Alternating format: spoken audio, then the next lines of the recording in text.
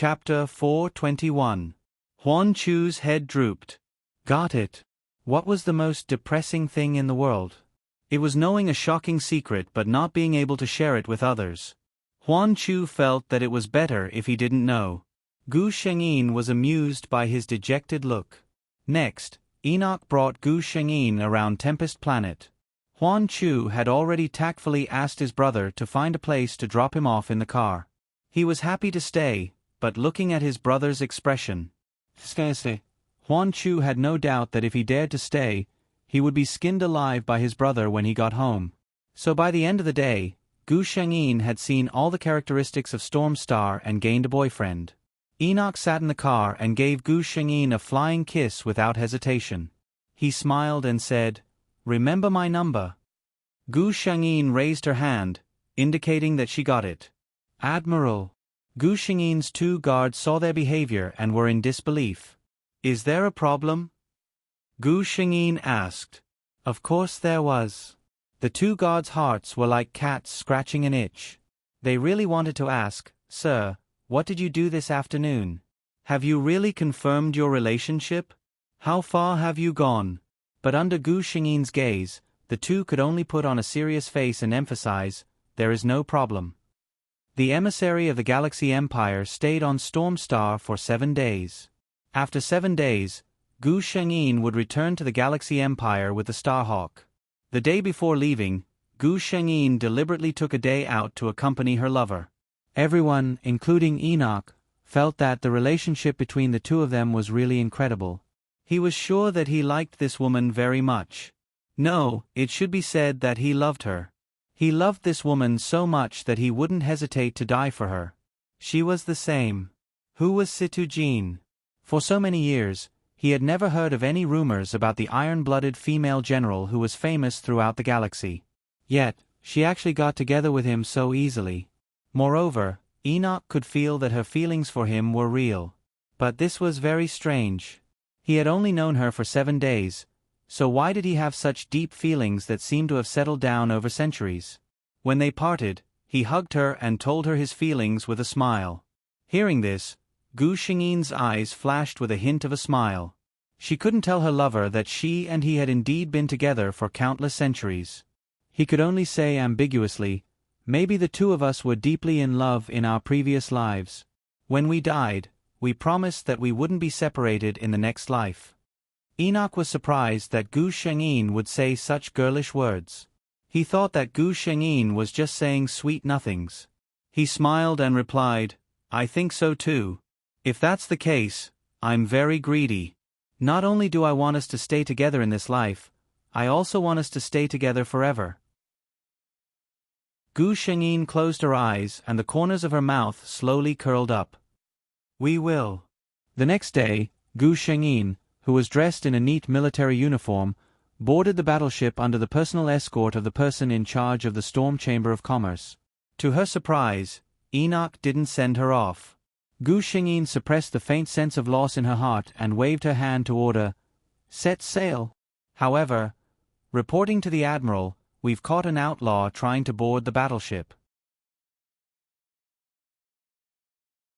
Chapter 422.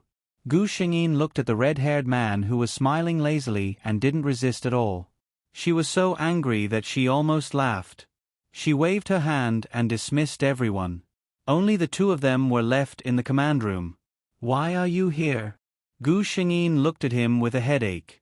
As a battleship of the Violent Lion Legion, the Starhawk's defense was naturally top-notch.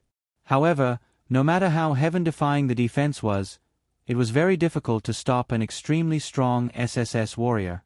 Enoch winked at her. "I realized that I missed you after not seeing you for half a day. Thinking about how long it would take for me to not see you, I feel very sad." Gu Shengyin. "There's a communication video." Enoch looked hurt. "Something as cold as a communication video can't comfort my desolate heart because I can't see my lover." Gu Shengyin. She took a deep breath and suppressed the ridicule that was about to come out of her mouth. In the end, she could only say coldly, "Since you're already here, I won't say anything else. However, your actions must be monitored by the Starhawk." The destructive power of an extremely strong SSS warrior was simply immeasurable. Even if Gu Shangyin trusted her lover, as a commander, she had to give her subordinates an explanation. Enoch looked at the woman who had a cold expression but was actually compromising for him, and a bright smile appeared on his face. Whether a person had you in their heart didn't depend on what they said to you, but on how much they were willing to compromise for you. Gu Shangyin called her subordinates in and pointed at Enoch. "This is Enoch, my friend." It was a misunderstanding that he sneaked onto the Starhawk. In the future, you just need to remind him which places he can't casually go. The officers who didn't know what was going on all nodded in agreement. Only the two guards who had seen Enoch before had strange expressions on their faces. Her Excellency actually brought her man onto the Starhawk. Was she going back to the capital to meet his parents? Her Excellency had already developed to this stage with him? I'm so curious. The two men looked calm on the surface, but in their hearts, they were frantically thinking. They were secretly delighted that they were the only one who was sober when everyone else was drunk. At the same time, they felt uncomfortable because they knew a big secret but couldn't share it. At this moment, the vice captain of Star Hawk hurriedly walked over and leaned over to say something to Gu Shangyin. Gu Shangyin nodded and said to everyone, "There's nothing else. Everyone, go back to your posts." Enoch knew that she had something to do, so he followed the crowd and left. Gu Shangyin clicked on a communication device, and on the screen was a man in white casual clothes. "Your Highness the First Prince." Gu Shangyin bowed. "General Situ, I just received news that someone is planning to ambush the Starhawk. Hurry up and order your men to change the course." The First Prince seemed rather anxious. Of course he was anxious. His mother was the first wife of the Emperor and had died early. The current Empress was the Emperor's second wife, and her son, the second prince, was only 1 year younger than him. Although he was the first in line to inherit the throne, the second prince's mother's family was very powerful, and he also had the support of the military. Thus, his position as the successor wasn't very stable. The Situ family was his supporter, but their power was mainly in the political arena. Looking at the current situation in the galaxy, those with real power in the military were the big shots. It wasn't easy for the Situ family to produce an anomaly, Situ Jin, who was already the commander of 3 trump card armies at such a young age. Now, there seemed to be hope for him to advance further and become the #1 person in the military. If Situ Jin could ascend the throne, the first prince's position as the successor would be as stable as a mountain. Naturally, no one was more concerned about Situ Jin's safety than the first prince. Chapter 423. Gu Shangyin's expression turned solemn. She asked, "Your Highness, is this news true?" The eldest prince nodded. "This is a spy that I've planted very deeply. There's no mistake about it." Seeing that Gu Shangyin was still deep in thought, he panicked. "General Situ, I can confirm that this news is true. I won't lie to you. My feelings for you." Gu Shangyin lifted her head and said sternly, "Your Highness, please be careful with your words." The eldest prince didn't say anything. He only looked at Gu Shangyin in the video with a melancholic gaze. He liked this woman. Regardless of whether it was for emotional or political reasons, Situ Jin was the woman he liked the most. Even the Situ family was very happy to see their daughter become the princess consort.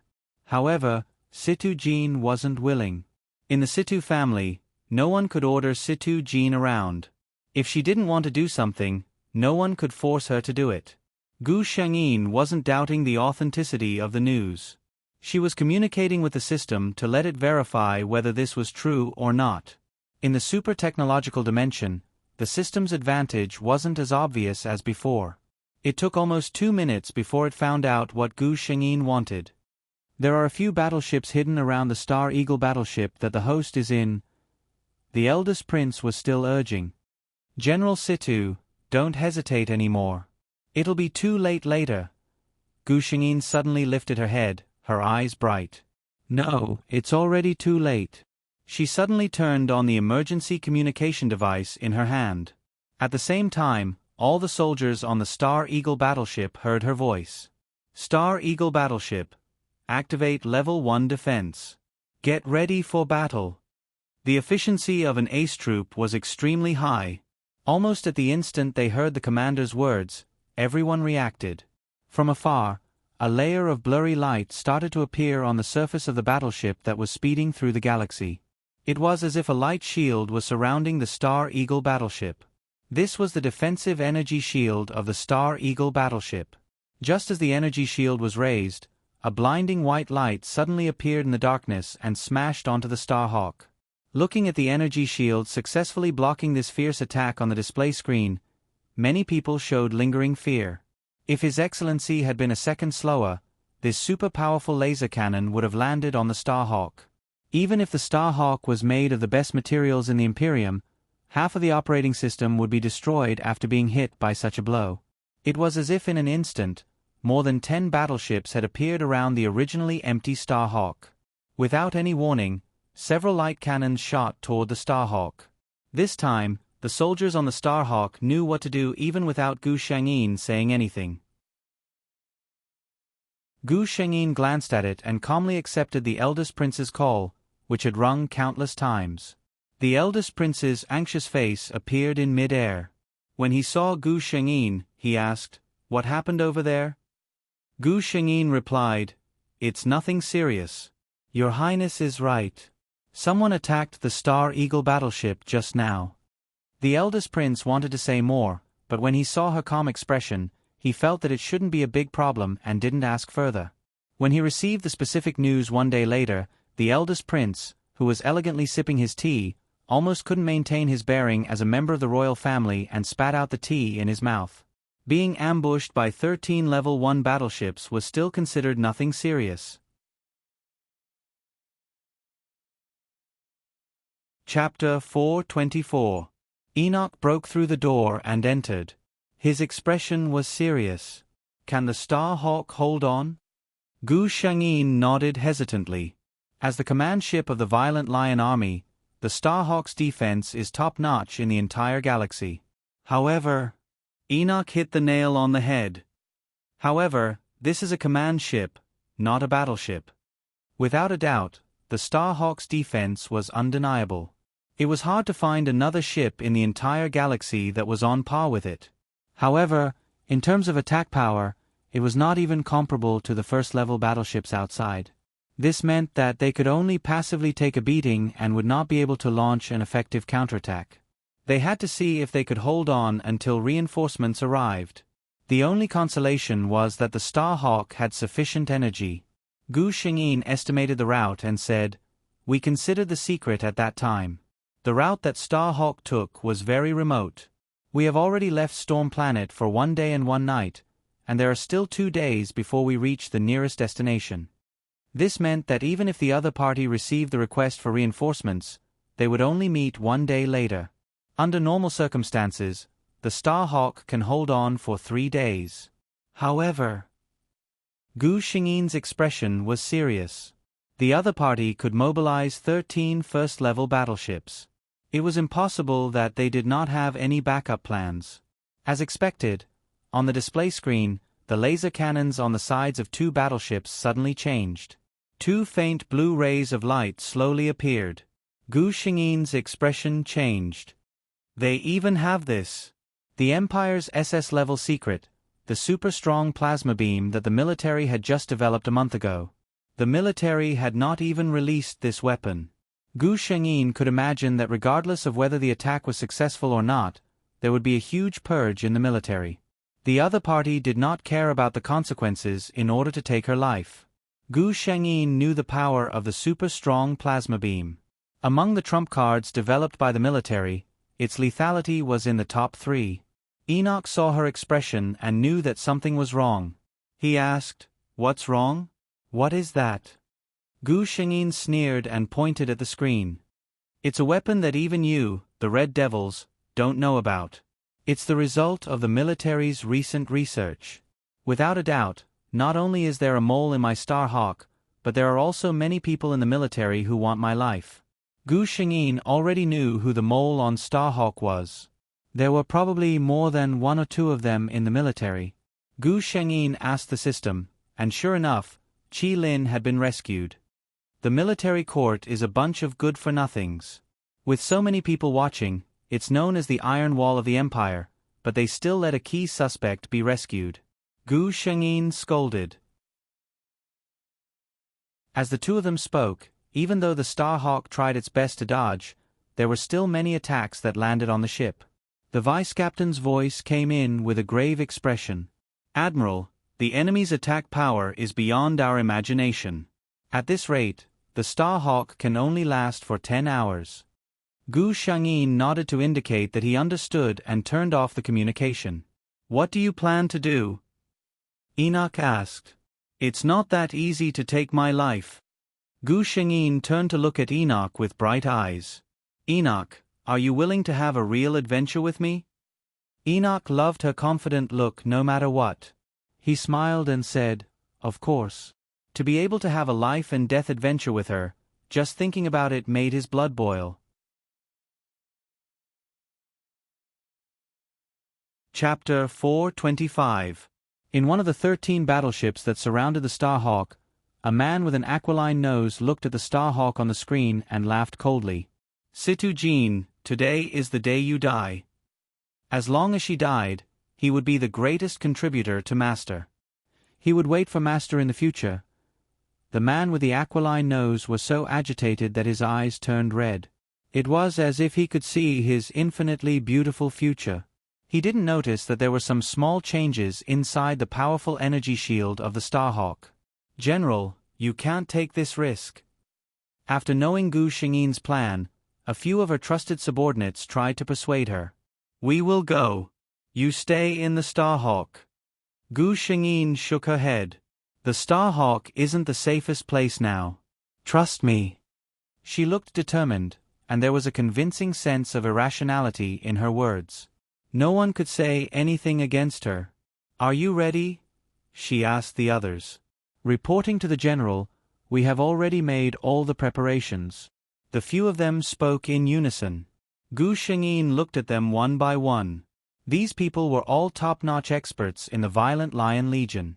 Their physiques were undoubtedly S-grade existences. Only someone with such a strong physique would be able to withstand the pressure later on. "Good. All of you, prepare yourselves. I will give the order later. I hope that we can successfully meet in the imperial capital." After everyone left, only Enoch and Gu Shengyin remained.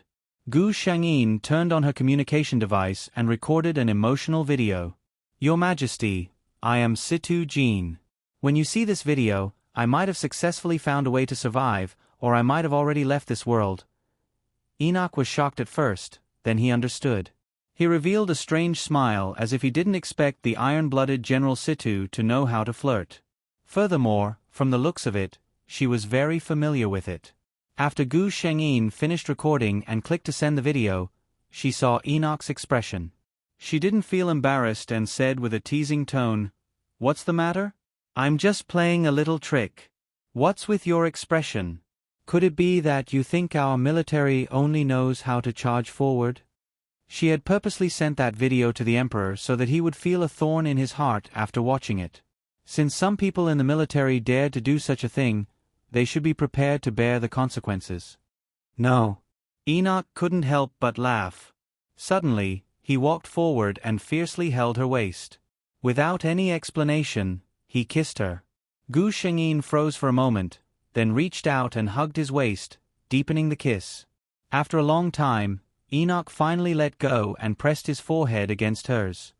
"You have to be careful," Gu Shengyin said in a low voice. "Don't worry. I'll be fine. You have to be careful too." They all knew that the person who did this was actually very risky.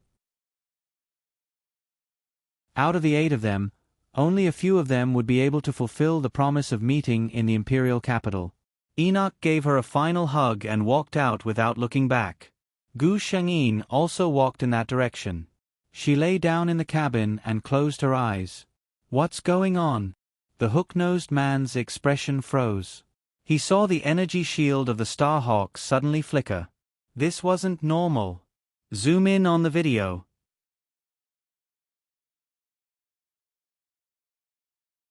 Chapter 426. The man with the aquiline nose looked at the video carefully, and his face turned green. He clearly saw the energy shield on Starhawk close for a moment. Because it was too fast, it only flashed for a moment. The moment the energy shield was shut down, 8 mini-mechs were ejected out of the shield. The speed at that moment was close to the speed of light. It was no wonder they didn't see it. "Sir, what should we do? Should we chase after them?" Someone asked carefully. "Close to the speed of light. Even if the mechas bore most of the pressure, the remaining pressure isn't something an ordinary person can withstand," the man with the aquiline nose said coldly. "Situ Jean is most likely among these mechas." "But..." The subordinate who spoke earlier looked troubled. "There are 8 different directions. We can't determine which one to chase. Once we split up, we won't be able to break through Starhawk's defense." Crack. The man with the aquiline nose crushed the cup in his hand. Damn Situ Jean. He didn't expect Situ Jean to be willing to take such a huge risk. Although these mechas managed to escape for the time being, the universe was filled with dangers. In order to survive safely, not only did they need to be strong enough, they also needed to be lucky enough. Damn it! The man with the aquiline nose was troubled. He was hesitant. If Situ Jean was among these mechas, it would be best for him to send a battleship in every direction to chase after her. But what if this was just a smokescreen, and Situ Jean was actually still on the Starhawk? Without 8 battleships and 5 first-level battleships, it would be impossible for them to break through Starhawk's defense. "Contact Master for me." The man with the aquiline nose still couldn't make up his mind. If he made the wrong decision in the end, he was afraid that the anger of the higher-ups would fall on him. Although it would make him seem useless if he let Master make the decision, at least he wouldn't have to bear the risk. It had to be said that Gu Xingyi's prediction was right. She was betting on her luck. She bet that the people surrounding her weren't bold enough. She won the bet. By the time the man with the aquiline nose contacted Master and made the decision, they would have enough time to hide themselves. When Gu Xingyi opened her eyes again, she found herself wandering in space. His body was a little sore, and even his bones cracked when he moved. Other than that, there wasn't much of a problem. Gu Xingyi concluded that the others should be able to withstand this level of pressure. As long as they were not discovered by the pursuers or were unlucky enough to encounter a black hole, there should not be much of a problem. She looked around and carefully observed her surroundings before driving in a certain direction. She didn't dare to turn on her communicator because she was afraid that the other party would activate detection and lock onto her communicator number. If that was the case, opening the communication channel would be no different from exposing himself to them. Fortunately, she could still roughly identify her direction. If she walked in that direction, she wouldn't deviate too much. When the first prince received the news, it was already noon the next day. He put down the teacup in his hand and said sternly, "What did you say?" "The Starhawk has been besieged by the universe's terrifying forces, and we've lost contact with General Situ?"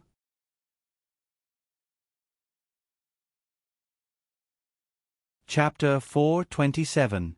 The messenger lowered his head and said carefully, "This is the latest news. We've only lost contact with General Situ, but there's no bad news." The first prince said in a low voice, "Search. Mobilize all our forces and find General Situ at all costs." The messenger hurriedly replied, "His Majesty and the Situ family have also received the news. It's said that the second prince is also searching." The first prince's gaze turned cold. Father and the Situ family were fine, but the second prince probably didn't want a living Situ Jean. "We must find her before the second prince does." "Yes."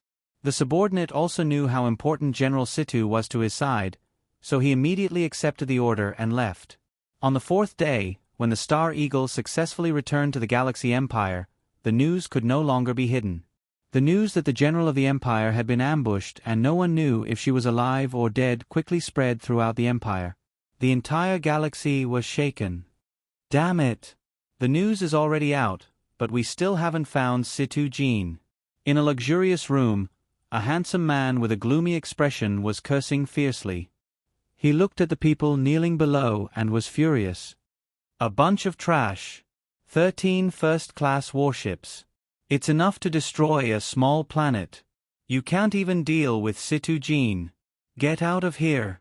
Continue searching. Your Highness, please calm down. A gentle voice sounded, and someone handed a cup of hot tea to the man. The second prince was very annoyed and wasn't in the mood to drink tea. He raised his hand and swept the tea to the ground.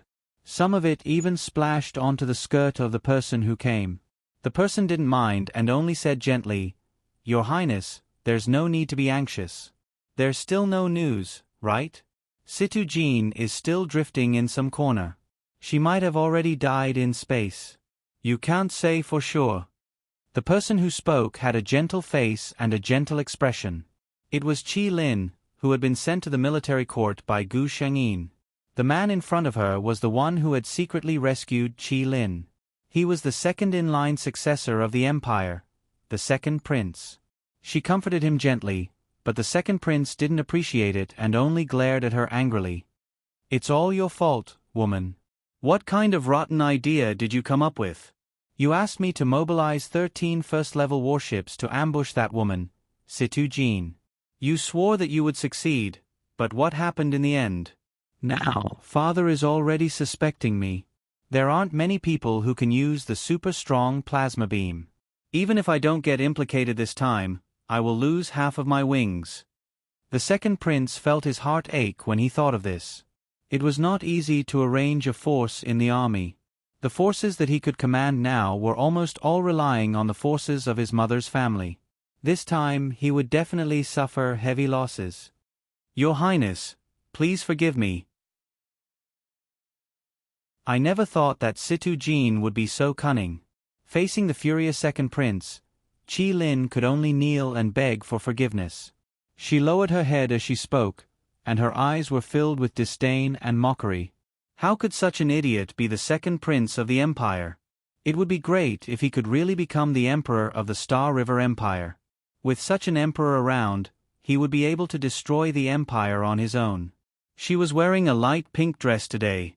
When she lowered her head, most of the skin on her neck and back was exposed. It was white and flawless. The second prince looked down and didn't know why, but he suddenly felt his mouth go dry.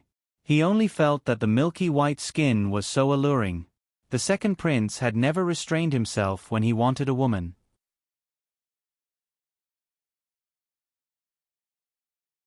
Chapter 428.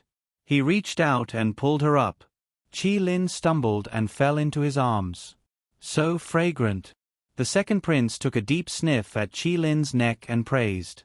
Qi Lin did not say anything. She only glanced at the second prince as if she wanted to say something. Her meaning was obvious. The second prince's heart melted at this look. He only felt an impulse spread from his lower abdomen to his entire body. He raised his hand and picked her up by the waist. The two of them walked to the back and instantly rolled together. When the second prince's subordinate came to report the news, he heard some unspeakable sounds inside.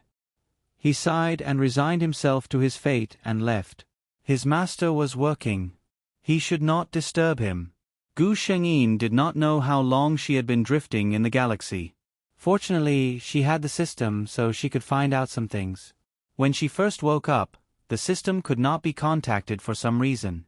It took a long time before it reappeared. Fortunately, the system told her that she had chosen the right direction. "System, can you find out about the other people? Also, how long will it take for me to reach the Empire?" Gu Shengyin asked. The system checked for a while. Among the 8 people who came out with the host, 5 of them are still alive. 2 of them are close to the host. Based on the current speed, it will take half a month to reach the Empire. Gu Shengyin's heart sank. There were only 5 people whose vital signs could be detected, which meant that 2 of them had met with mishap. Her heart suddenly tightened. Who are those 2 people? Can you find out? Although she knew that the chances of her lover being among them were very low, she was still panicking. The system checked for a while. According to the strength of their vital signs, the 2 who died should be S-class elites. The host's lover is not among them. Gu Shengyin's heart calmed down a little. As long as nothing happened, with Enoch's strength, reaching the Empire safely was not a big problem. However, if they still needed half a month to reach the Empire, she did not know what those people would do. System, can you avoid the others and send a distress signal to the Situ family?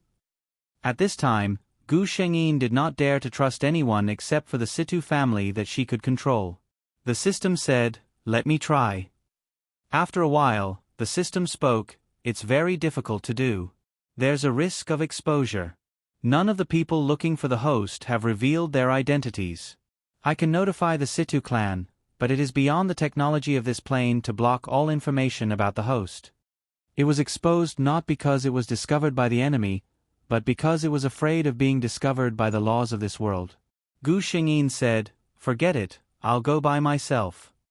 Mission number 1, if she was discovered by the world law, there would only be one consequence for her: being forcefully expelled. Then everything she had done before would have been in vain. The system had never mentioned any punishment for failing a mission. However, Gu Shengyin's very existence was to complete missions. Even if the system did not care about success or failure, she could not bear to fail. "How's the quest target doing?" Gu Shengyin asked. The system told him about Qi Lin's connection with the second prince and attached another big piece of news. "She actually..." Gu Shengyin sneered. "She even said that she admires the Admiral of the Imperium. What does she think of her mother by doing this?"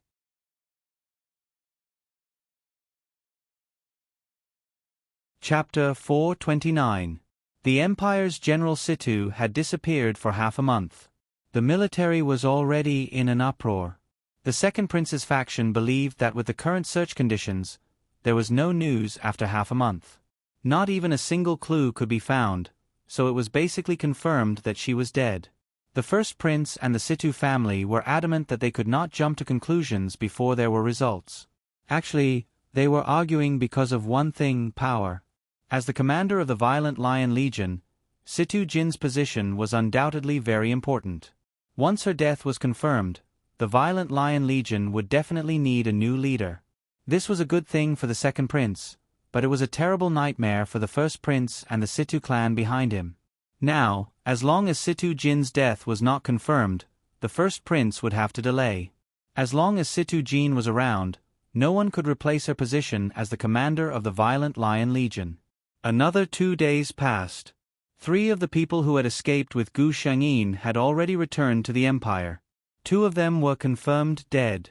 "Boss?" The man standing by the window suddenly turned his head. "How is it?" The person who came to report the news was silent.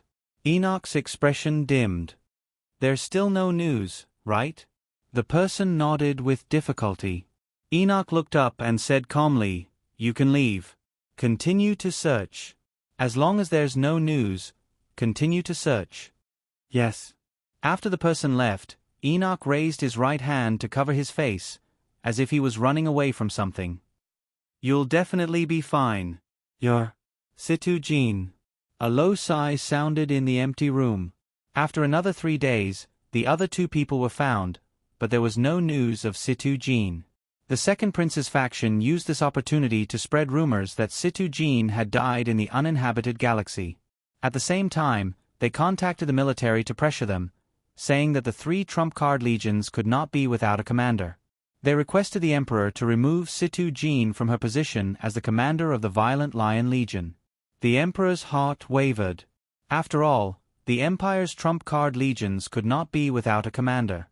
No matter how the first prince's faction argued, the emperor still gave a decree in the end.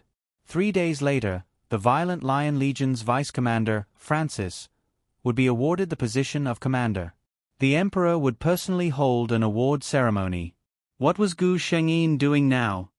"System, how much longer do you need?" Gu Shengyin asked anxiously. The system replied, "About 3 more days."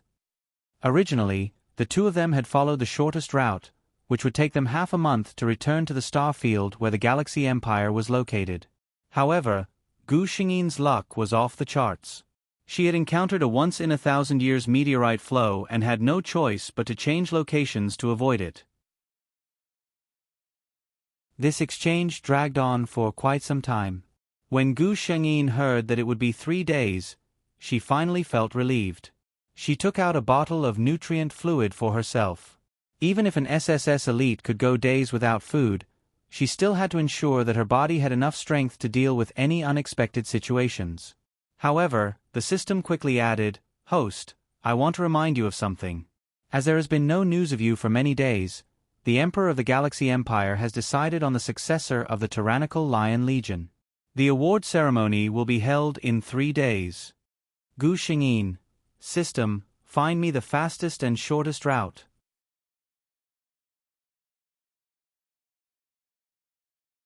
Chapter 430. 3 days later. The Empire's Glory Plaza. Lieutenant General Francis was a middle-aged man with sharp eyebrows. His expression was solemn as he stood there in his military uniform. He thought that he would never have the chance to become a Legion commander in this life. Although he worshipped his superior and felt sorry for her, at this moment, it was undeniable that Lieutenant General Francis's joy was greater than the regret of his superior's early death.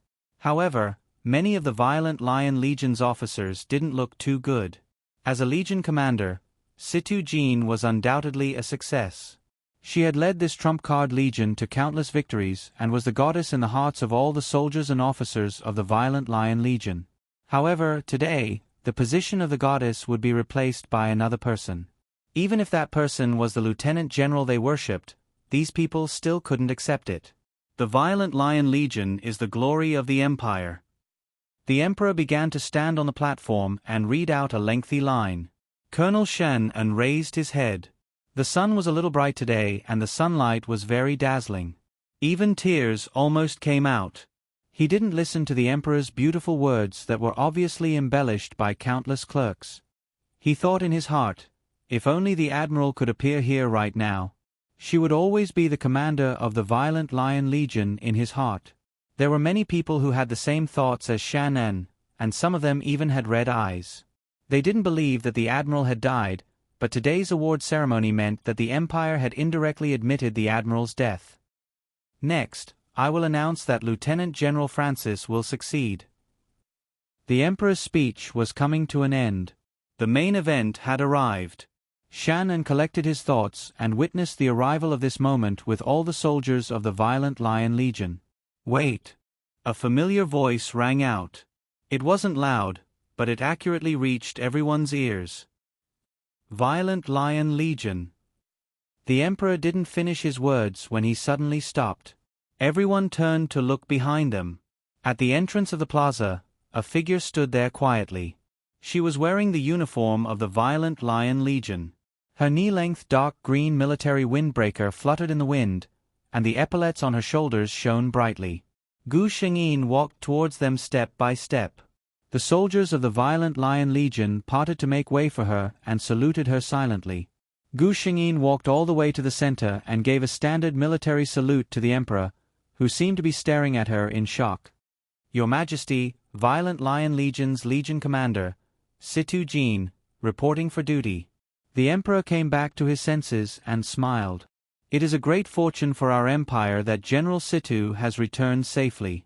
Gu Shengyin looked around and asked, seemingly puzzled, "I wonder what this is. Did I miss something big?" The Emperor was speechless. Gu Shengyin had asked that on purpose. She, Situ Jean, had worked so hard for the Empire for so many years. She had only disappeared for less than a month before she was declared dead.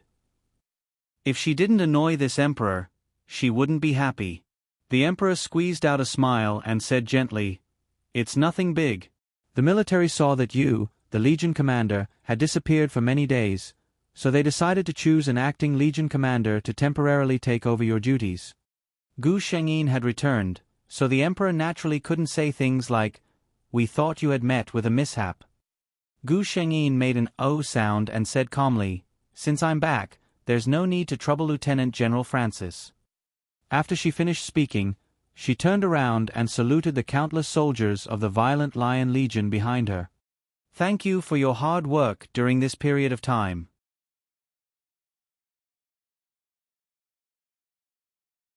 Chapter 431. When Gu Shengyin woke up the next morning, the first thing she thought of was, what a pity about the red wine last night. I specially prepared it for you.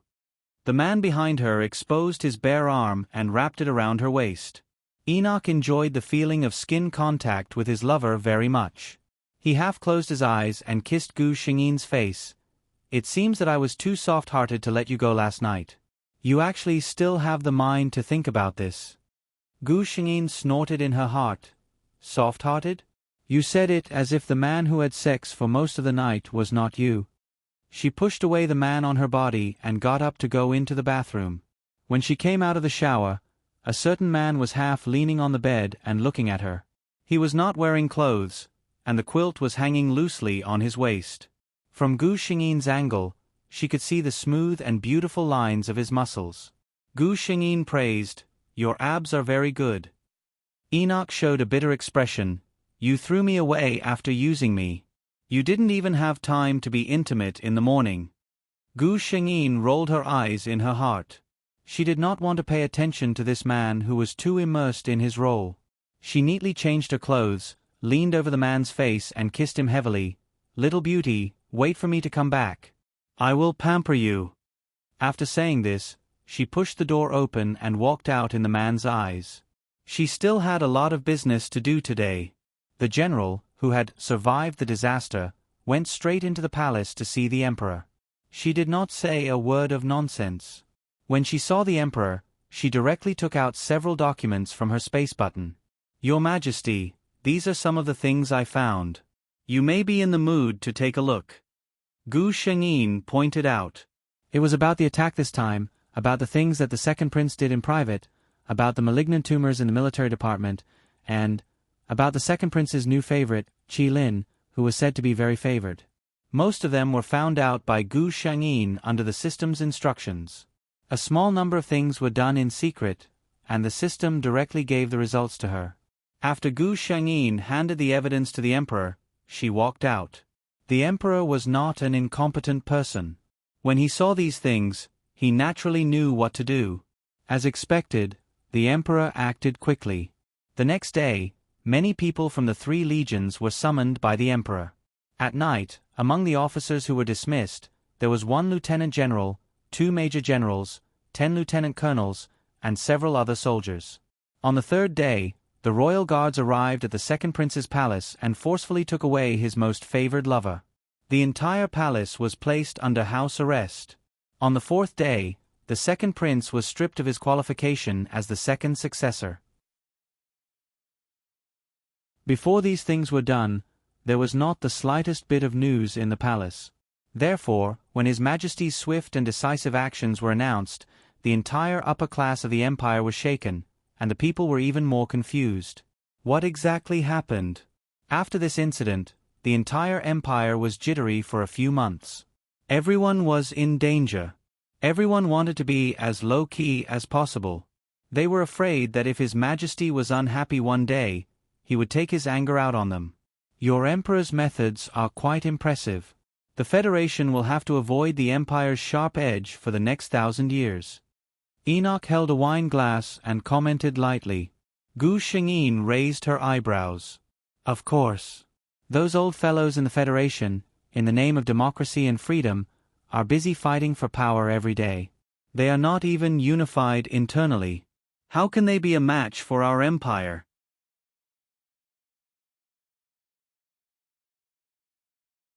Chapter 432. Gu Xingyin went to the prison to see Qi Lin. This time, she was not in the military's prison, but the royal family's special prison for important prisoners. Those who entered this place would never be able to leave. Generally, those who entered this place had no future to speak of. It was conceivable that the guards would not spend too much effort on them. At least, when Gu Xingyin came in, Qi Lin's appearance was quite miserable.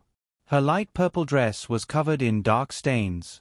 There was her own blood here, as well as the dust on the ground. Hearing the voice, Qi Lin only came back to her senses after a long while. She stared at Gu Xingyin for a long time before realizing who she was. After realizing who it was, Qi Lin's eyes finally regained some color.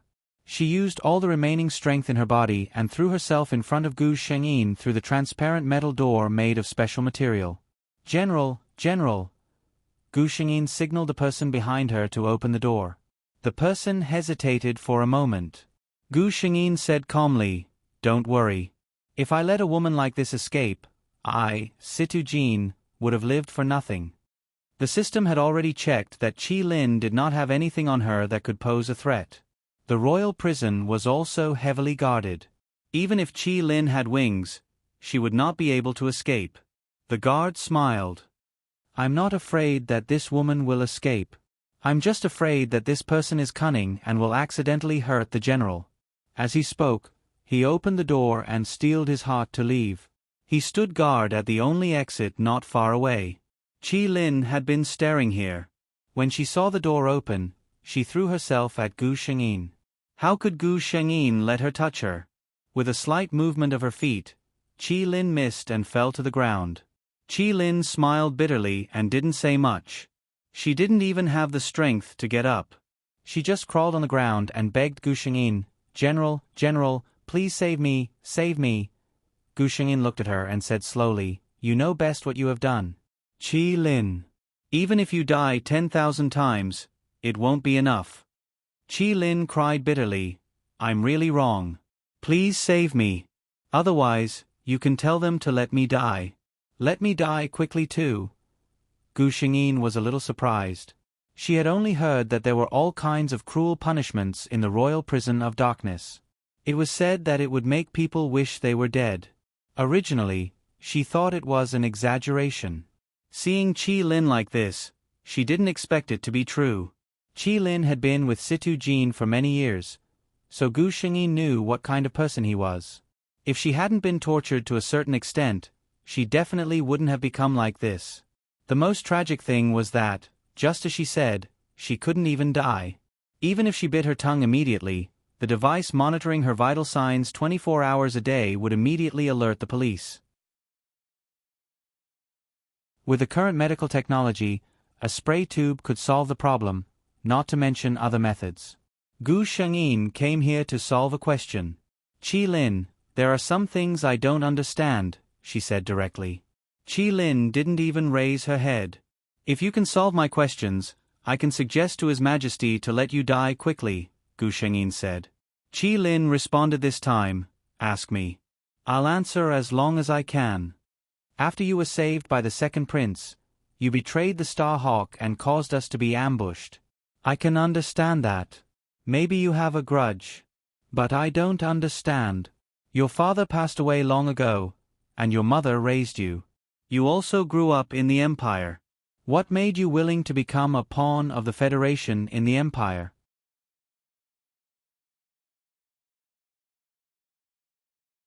Chapter 433.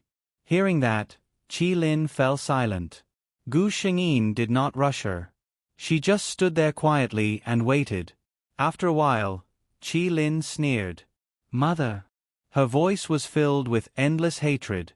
"If it weren't for my mother, I might not hate your Star River Empire so much. When my father was still alive, they often quarreled. My mother was very strong. She did not allow my father to say anything good about the Federation. She even hated me, a daughter born in the Federation. I still don't understand. Since the two of them have such different thoughts, why did they get together in the first place? Why did she give birth to me? After my father died, she became even more abnormal. She was not sad about my father's death at all. She especially hated me, a Federation citizen. On the surface, I grew up normally. However, who knows what kind of life I led. During the day, I would wear bright clothes to school. When I returned home, what awaited me was endless curses and corporal punishment. She was a person of status, so she could not have any stains on her. In front of outsiders, we were very close. But in private, we could not wait for each other to die. Qi Lin's eyes were cold. Every time she hit me, I hated the Empire more. Later, when I found out the truth about my father's death, I hated that I could not let all the people of the Empire die. For me, the invitation from the Federation's intelligence agency was like a lamp. It let me know what to do in the future. Gu Shengyin stood there quietly and listened to her. She knew that everything that happened here had been monitored for 2 years. Where is the organization you are in? What other people are there? Qi Lin smiled bitterly. How could someone like me know about this kind of thing? Every time, I was asked to go to a different place to accept the mission left behind by the higher-ups. After she finished, Qi Lin looked at Gu Shengyin expectantly. General, I have told you everything I know. Gu Shengyin nodded. I will bring it up with His Majesty. Qi Lin glanced at her gratefully. Gu Shengyin looked at Qi Lin with pity. Qi Lin was a woman tortured by hatred. She could have chosen to stay away from that sick family after she grew up, do whatever she wanted to do, and live a peaceful life. Unfortunately, she had chosen a path of no return. The next day, Gu Shengyin received the news that Qi Lin had been secretly executed. At this point, this world's mission regarding the supporting female lead Qi Lin was completed. Qi Lin's last words were also taken seriously by the emperor. As a ruler, he couldn't tolerate the existence of such an underground organization in his empire. After a thorough investigation, the results were shocking. Even the military and the upper echelons of the political world had spies from other forces. The entire empire had gone through a bloodbath this year. In the history of the empire, this year's turmoil was called the Great Purge. However, none of this had much to do with Gu Shengyin. As a staunch member of the royal family, she would never be implicated. She brought Enoch back to the Situ family. There was no doubt that it was a huge shock to the entire family. Situ Jin, the most promising member of the younger generation of the Situ family, was in love? And the other party was a nameless man. Although he was very handsome, no matter how handsome a man was, if he didn't have the ability to hug a goddess like Situ Jin, he would probably be taught a lesson by the men of the empire.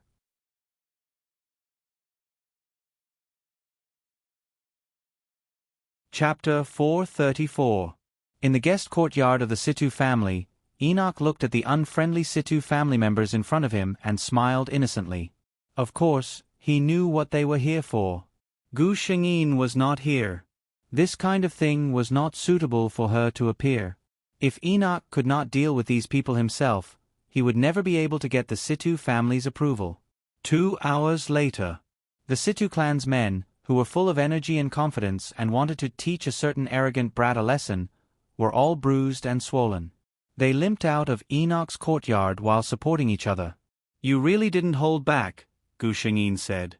Enoch snorted coldly. These guys want to separate me and my wife.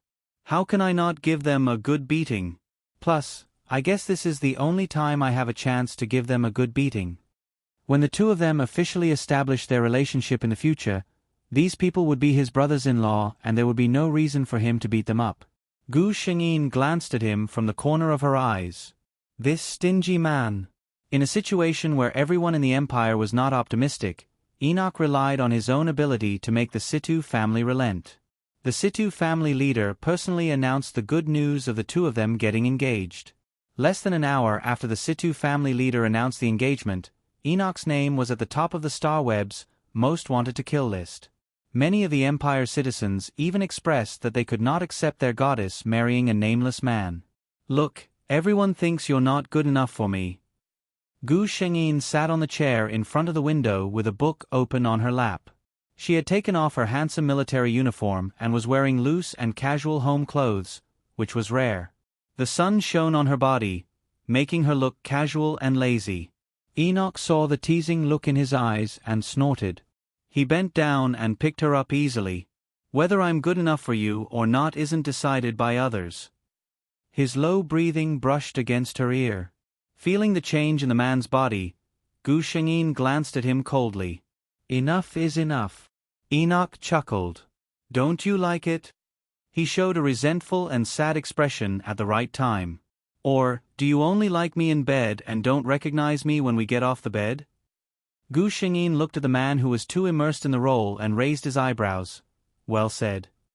She stretched out her right hand and gently lifted the man's chin. I think you are handsome and extraordinary. You are most suitable to be a little brother to warm the bed. Enoch cooperated and carried her to the bed. Today's weather is good. I'll let you see how suitable I am to warm the bed. Soon, some indescribable sounds came from the bedroom. No matter how unhappy Situ Jin's admirers in the empire were, the engagement banquet was still held as usual. However, Gu Shengyin realized that she had underestimated a certain man's self-esteem. She looked at the Windstorm Merchant Guild's fleet that suddenly descended in unison, as well as the orderly voices that shouted, "Madam." After a moment of surprise, she didn't know whether to laugh or cry. "When did you become so serious?" Enoch rarely wore formal clothes and was holding her hand. He replied, "How can I really let people think that I'm a man who lives off a woman? Even if I don't care, you are the Empire's #1 goddess. If you really marry a useless man, won't people gossip?" He couldn't bear to let his woman suffer because of him.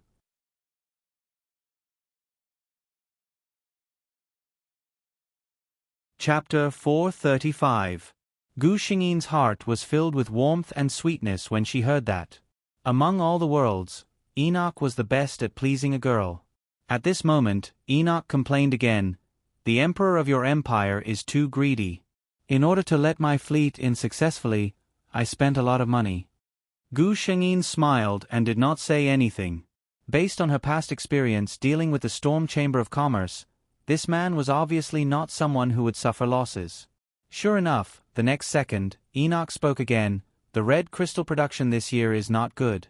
I have to tell them to sell it sparingly." Gu Shengyin secretly lit a candle for a certain emperor. After this wedding banquet that was broadcasted live across the entire empire, all the mocking and disdainful comments disappeared in an instant. Gu Shengyin applied for a month's leave from the emperor, and the two began their honeymoon journey. On the starship that was in autopilot mode, Enoch hugged Gu Shengyin as they stood in front of the transparent window and looked at the starry sky outside. "The first time I saw you, I felt that you were very special," Enoch said slowly. Gu Shengyin did not comment. "Which history book did you read about this ancient way of chatting up girls?" Enoch laughed when he heard that. Gu Shengyin leaned into his arms and could clearly feel the man's entire chest vibrating. He said, "You're really not romantic at all." He gently kissed the ear of the person in his arms. "This is not sweet talk. I was really mesmerized by you the first time I saw you." He could not describe that feeling. When he saw her figure walking down from the Star Hawk on the Storm Planet, he felt that he could not take his eyes off her. It was like a signal from the depths of his soul. The voice in his heart told him that it was her, and he wanted her. He had seen this face in the information before, but he had never seen it with his own eyes. He was deeply shocked. He originally thought that the path he was pursuing would be very difficult, but he did not expect the indifferent person to nod without hesitation after hearing his words. "Okay." He thought that this was probably the luckiest day of his life. Enoch hugged the person in his arms with a satisfied expression. Suddenly, a memory flashed through his mind. His expression froze, and all of a sudden, many unfamiliar fragments poured into his mind. Gu Shengyin suddenly felt that her body was a little heavy. The inexplicable pressure made it hard for her to breathe even though she had an SSS physique. What's wrong? She sensed that something was wrong.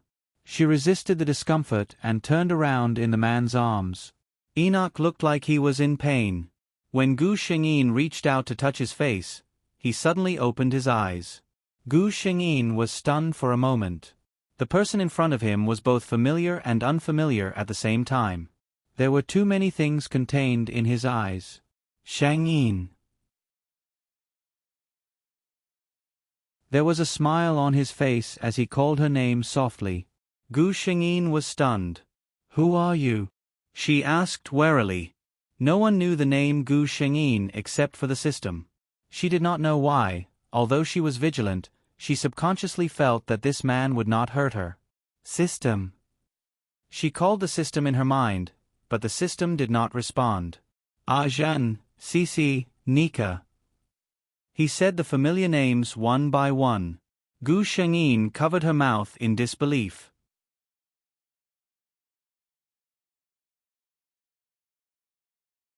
Chapter 436. You. For the first time, tears came out of her eyes, but Gu Shengyin did not have the time to wipe them away. She looked at the man in front of her without blinking. Enoch reached out his hand and gently wiped away the tears on her face. He sighed and hugged her in his arms. "Don't cry, I'll always be by your side." Gu Shengyin really could not stop her tears. She had been through so many worlds, and every time she went to find him alone, she always remembered the memories between them, but he did not remember her. Sometimes she would feel wronged. "You? Who are you?" Gu Shengyin finally asked this question. The man hugging her paused for a moment, then said, "This question, now is not the time to tell you."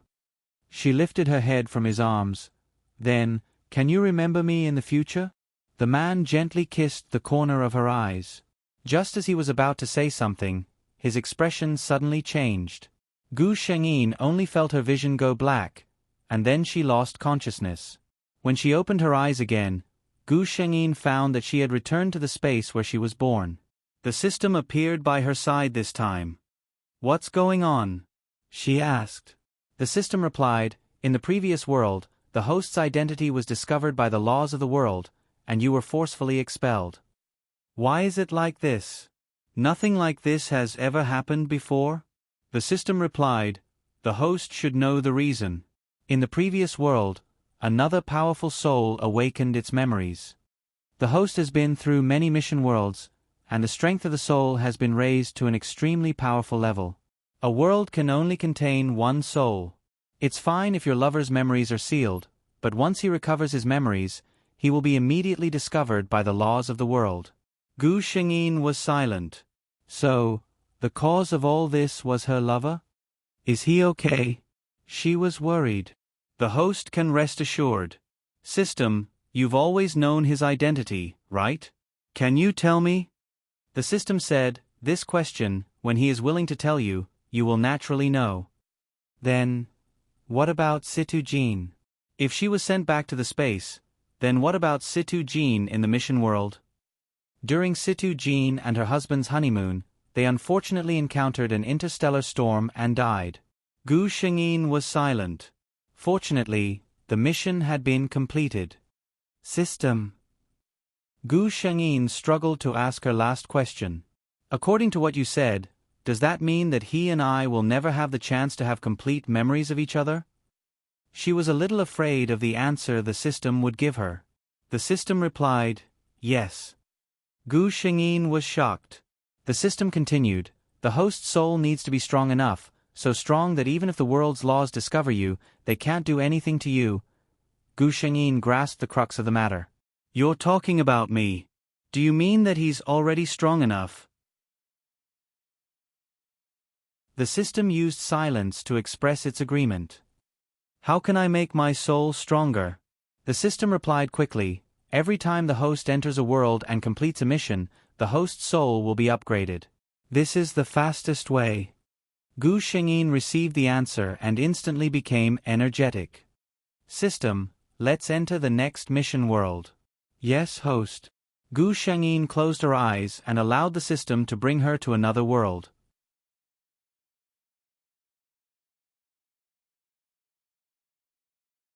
Chapter 437. Gu Shengyin found herself waking up on a huge pink princess bed. In the previous two worlds, one was a general who was forced to dress up as a man, and the other was a cold-blooded general. Gu Shengyin found herself not used to the sudden change in style of a young girl. She sorted out the plot in her mind. The original name was Su Kuching.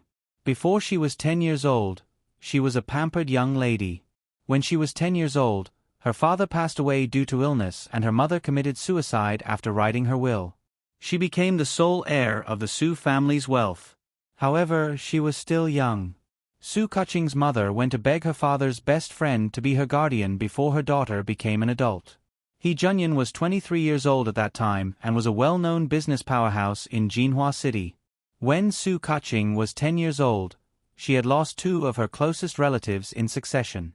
One could imagine how big of a blow it was. However, her guardian was busy with business matters and could not spare much time to accompany her. Unexpectedly, she developed a rebellious temperament. Junyan was usually busy with business and only paid attention to her eating, drinking, and playing. He did not pay much attention to her. Su Kuching's character was spoiled, but she was not a bad person. Apart from her bad reputation in school, she did not cause much trouble. However, later on, she met a girl whose name was very similar to hers. Su Qing. At first, Su Kuching did not like her.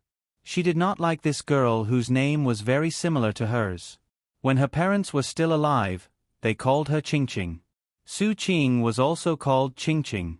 However, Su Qing was really a very warm person, just like her name. She did not mind Su Kuching's hostility towards her. On the first day, she smiled brightly and told her that their names were very similar.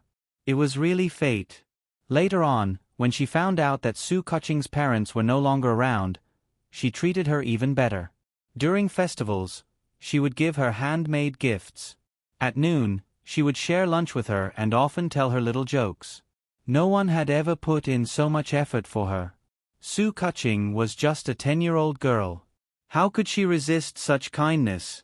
She quickly treated Su Qing as her best friend. She would confide in her, share all kinds of little secrets, and even bring her home. Su Qing even told her that she was born to be a rich young lady and should live with pride. Those who did not like her were just jealous of her. Su Kuching naively believed him. She continued to do things her own way.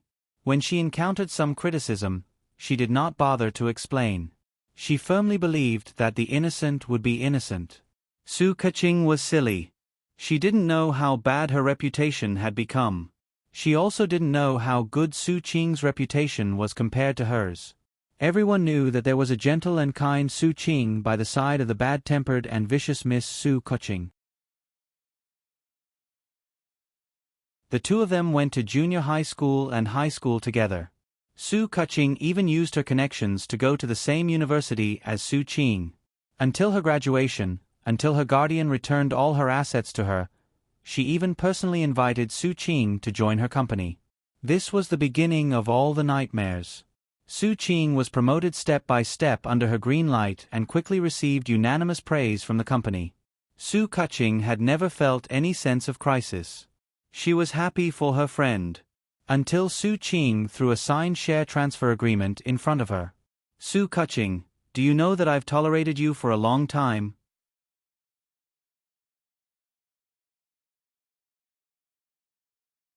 Chapter 438.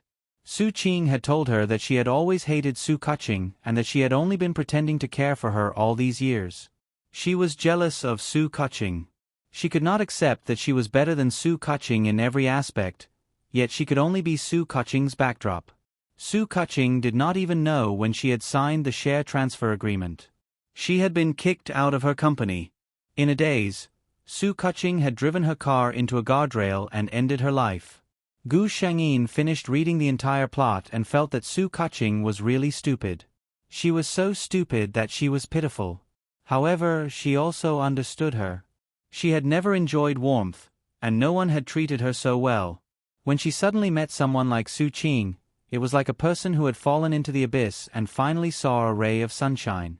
She just couldn't let go of it once she grabbed it. As for Su Qing, Gu Xingyin's eyes turned cold. People who played with other people's true feelings were always so disgusting. At this time, Su Kuching had just turned 10 years old and had just experienced the biggest blow in her life. After her mother's funeral, Junyan had brought her back to the He family. She slowly got up from the girlish bed and looked around the room. The entire room was pink in princess style. From Gu Xingyin's eyes, she could tell that Junyan, her guardian, was really generous to Su Kuching in terms of material things. She did not wear shoes and walked barefoot to the full-length mirror. In the mirror, the girl's eyebrows were not fully developed and she looked a little haggard. It was obvious that the successive events during this period of time had hit her hard. Her big eyes were round and bright, her small and delicate nose, her pink and slightly pouty lips, and her soft hair were slightly curled. She was a little beauty that no one could harden their heart when they saw her. Knock, knock, knock. Someone knocked on the door. Come in, Gu Xingyin answered instinctively. Someone opened the door. It was a woman who looked to be in her 20s. Her eyes were very gentle. "Miss, sir is calling for you for lunch." Before she could finish her sentence, she noticed Gu Shengyin's bare feet on the floor and hurried over. As she walked, she nagged, Miss, you can't not wear shoes. Although it's not cold now, it's almost autumn. If you don't pay attention when you're young, in the future." She nagged, not like a woman in her 20s, but more like an auntie. As she spoke, she bent down to get a pair of slippers for Gu Shengyin to put on. "Got it, Sister May. I'll be careful." Gu Shengyin nodded obediently. Junyan was afraid that she wouldn't like older women, so he had spent a lot of effort to find Sister May. It was said that her hometown was in the countryside, and her husband had died in an accident after half a year of marriage. She was unwilling to remarry, but the He family was hiring. Seeing that she was efficient and kind, they hired her to take care of Su Kuching. When Sister May found out about Su Kuching, she had always felt sorry for her. Unfortunately, the original Su Kuching had always despised her for being too long-winded and had always been annoyed by her. Sister May was clearly surprised to hear Gu Shengyin's words. Miss Su had been in the He family for a few days and had always been indifferent to everyone. Everyone pitied her for having just lost her parents, so they understood. What was wrong with her today? Gu Shengyin saw her expression and blinked her big eyes. She said softly, "Sister May, I dreamed of my mother last night. She said that she wants me to listen to Uncle He and be an obedient child. Otherwise, she'll be worried." Sister May's eyes moistened when she heard this. She looked at the little girl who seemed to have grown up in an instant and nodded. "Yes, yes. Miss, if you listen to Sir and live happily, your mother will be at ease."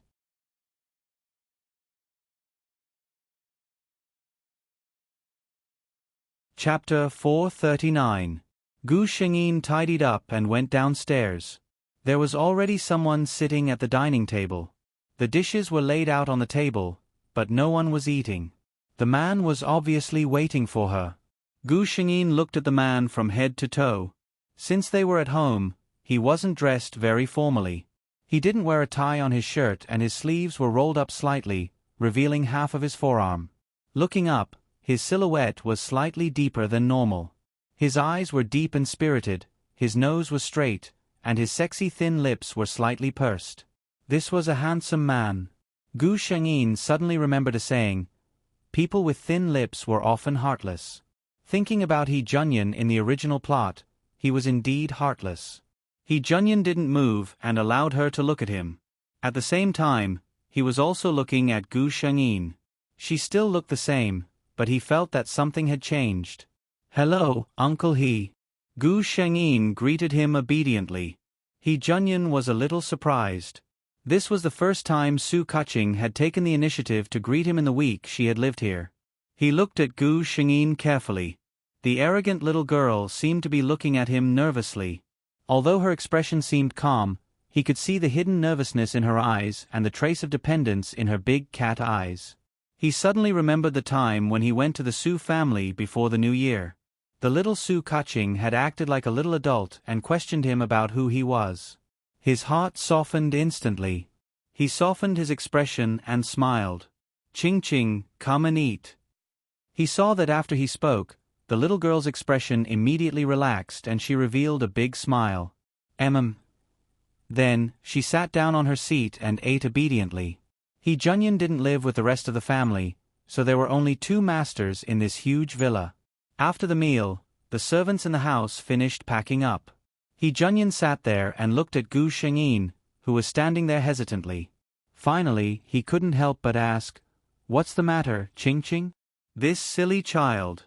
She had been standing here for so long. He suspected that if he did not speak, she would stand here for the entire afternoon. Hearing his words, the little girl in front of him seemed to have gained her courage.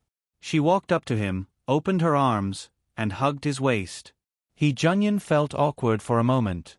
He didn't like to interact with people. Even his own parents rarely had physical contact with him. He was about to push away the little girl in his arms when Gu Shengyin suddenly raised her head and looked at him with her big, unblinking eyes. "Uncle He, everyone says that since my parents are no longer around, Ching Ching will only have Uncle He. Is that true? When the little girl said this, the sadness in her eyes made people want to erase all the things that made her unhappy. He Junyan couldn't bring his hand down no matter how hard he tried. In the end, he sighed and changed the direction of his outstretched hand to pull Gu Shengyin into his arms. You still have Uncle He. Uncle He will make sure Ching Ching grows up happily and be the happiest little princess. But everyone says that Uncle He will get married in the future and have children. When that time comes, no one will want Ching Ching anymore. Gu Shengyin despised herself for acting cute at her age. But after thinking about it, she felt that it was okay to act coquettishly in front of her lover, so she went all out.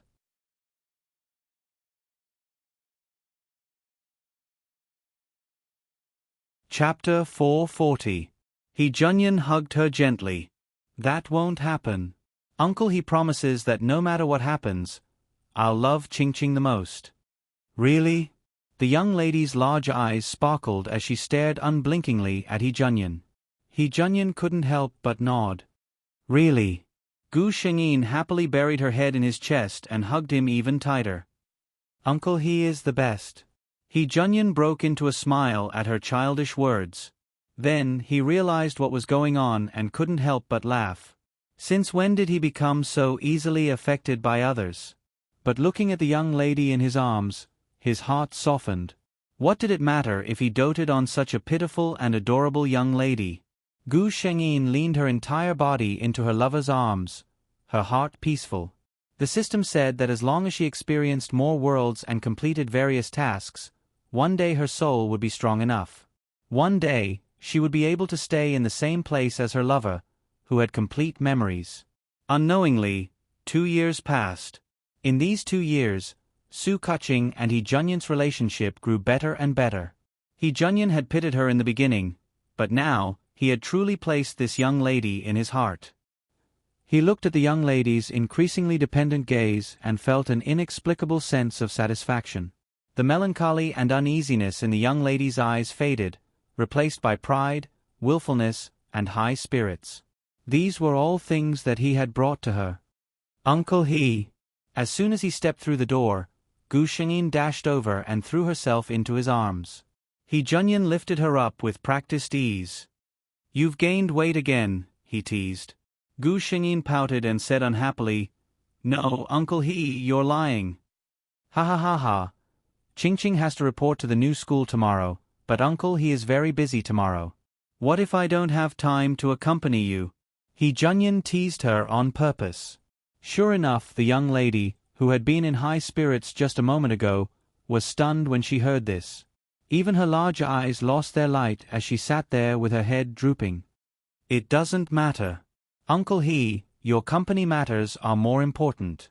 I'll let Sister May accompany me. The little girl clearly looked like she was about to cry, but she still tried to comfort him.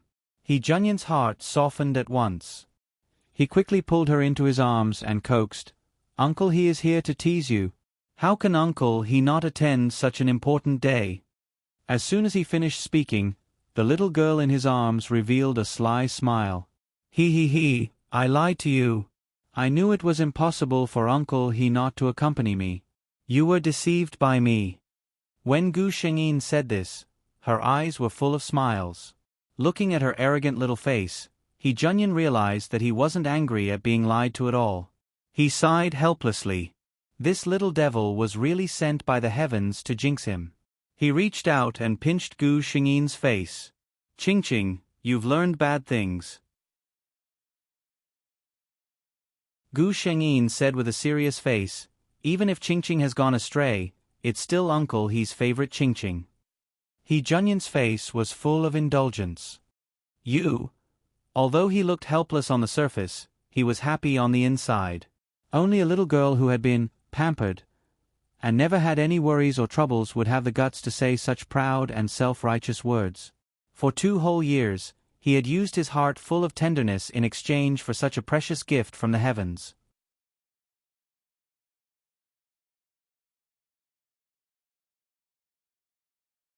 Chapter 441.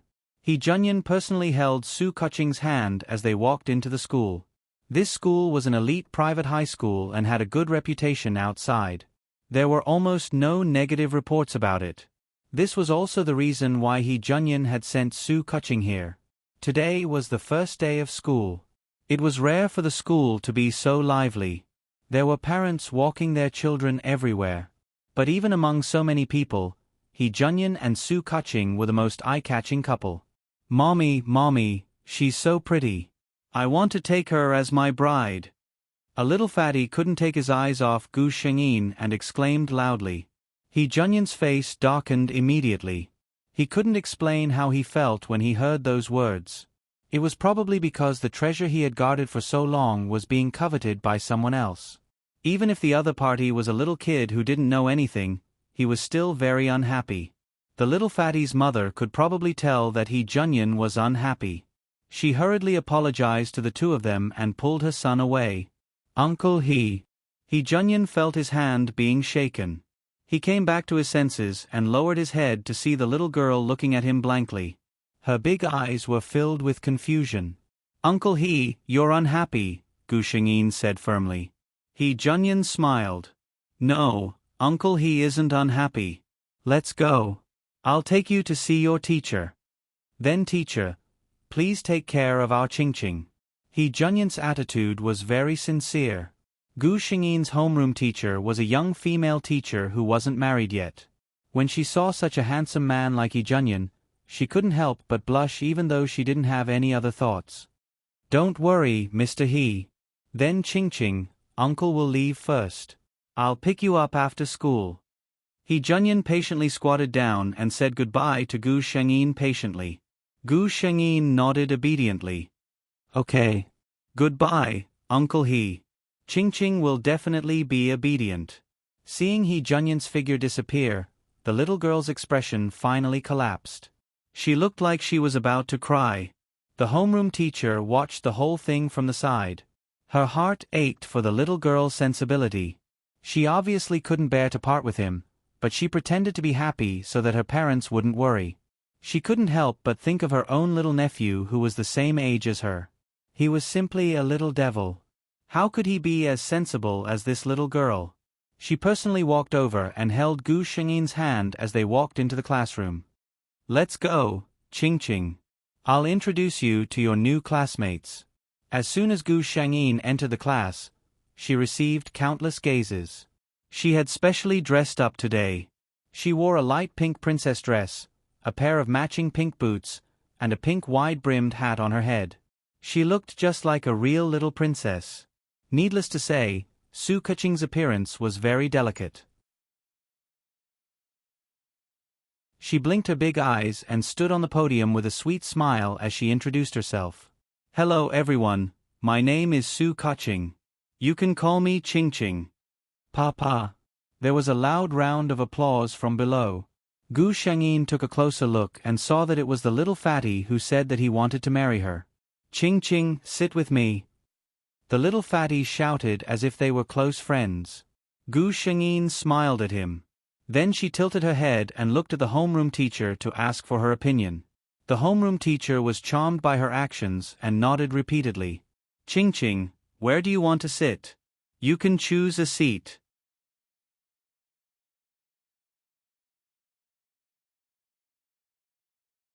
Chapter 442.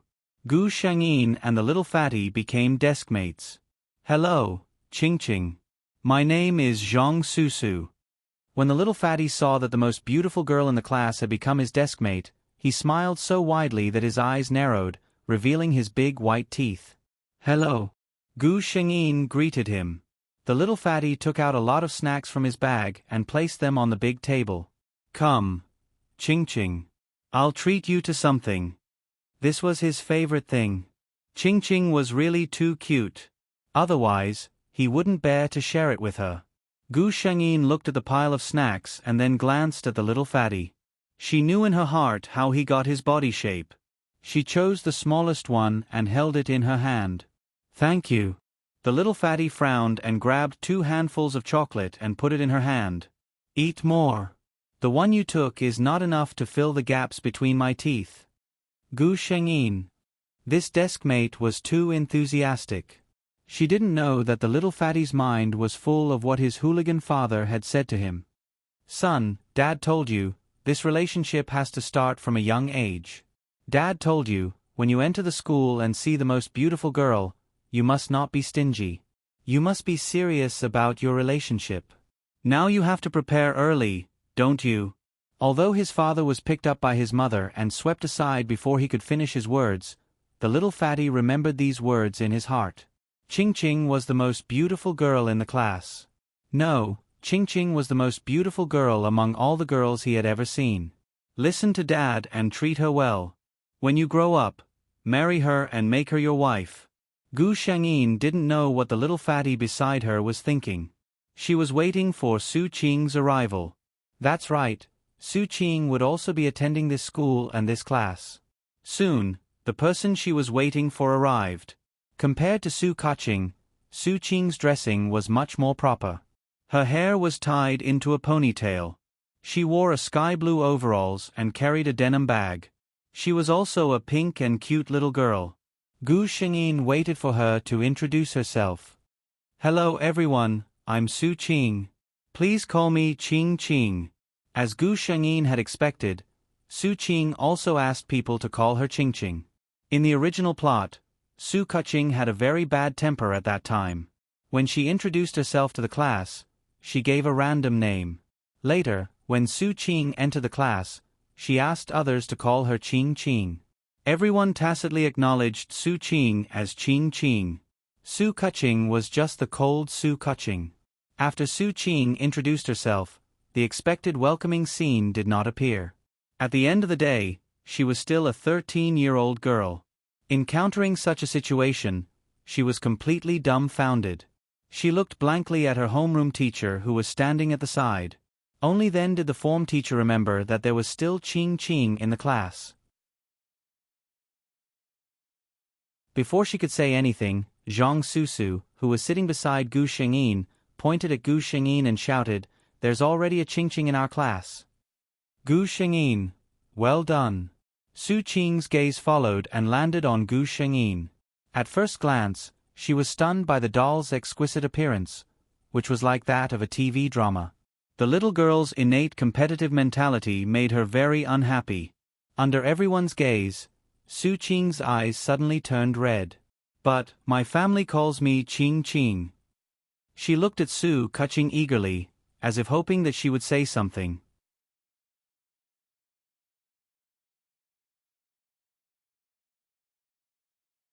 Chapter 443. Gu Shengyin saw the look in Su Qing's eyes.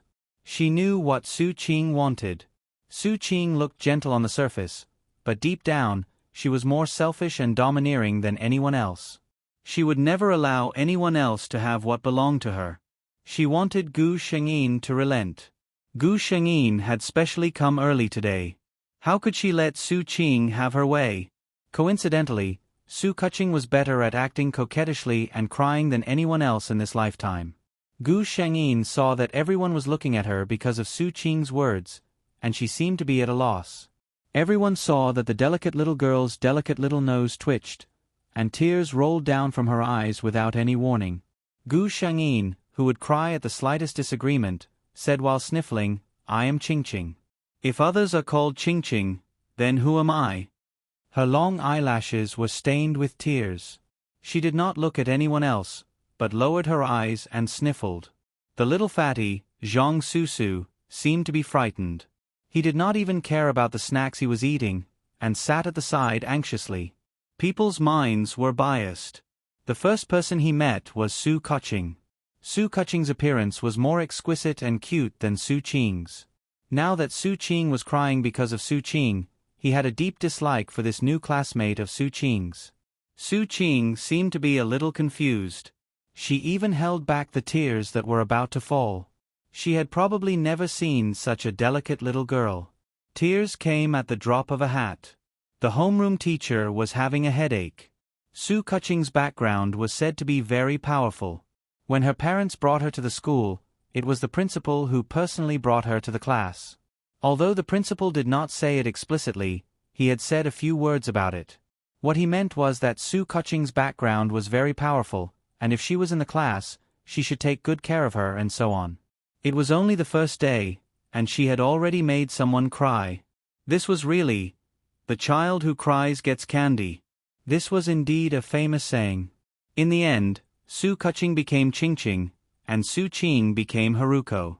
Gu Shengyin was quite satisfied with the final outcome. When He Junyan came to pick her up in the afternoon, she didn't say much. But at night, he still found out about what had happened in class during the day. He came to the little girl's room, pinched her little nose, and sighed, "So delicate, you can't bear the slightest grievance. Have I spoiled you?" Gu Shengyin slapped his big hand away unhappily and pouted. "Love is Uncle He's love. Don't give it to others." He Junyan's heart melted at her words. Sensing the change in his mentality, he finally knew where the little girl's squeamishness came from. It was clearly because he spoiled her. Fine. He Junyan seemed to have accepted his fate. After all, Uncle He will always be there to protect you. So what if my Ching is a little spoiled? My little princess Ching, no matter how spoiled and domineering she is, it doesn't matter. Moreover, her Ching had always been so obedient. CEO He, where are your principles? Where's your bottom line? Alright, Uncle He, I made a good friend in school today. Gu Shengyin tried her best to act as a little girl who was presenting a treasure to an adult. She excitedly introduced her new friend, Zhang Susu, to He Junyan. At this moment, He Junyan's mood was not so good. That little fatty must be up to no good. He learned how to seduce girls at such a young age. He didn't learn well at all. Ching, listen to Uncle. In school, you have to keep a distance from the boys. Good girls will not play close to boys. He Junyan spouted nonsense with a straight face.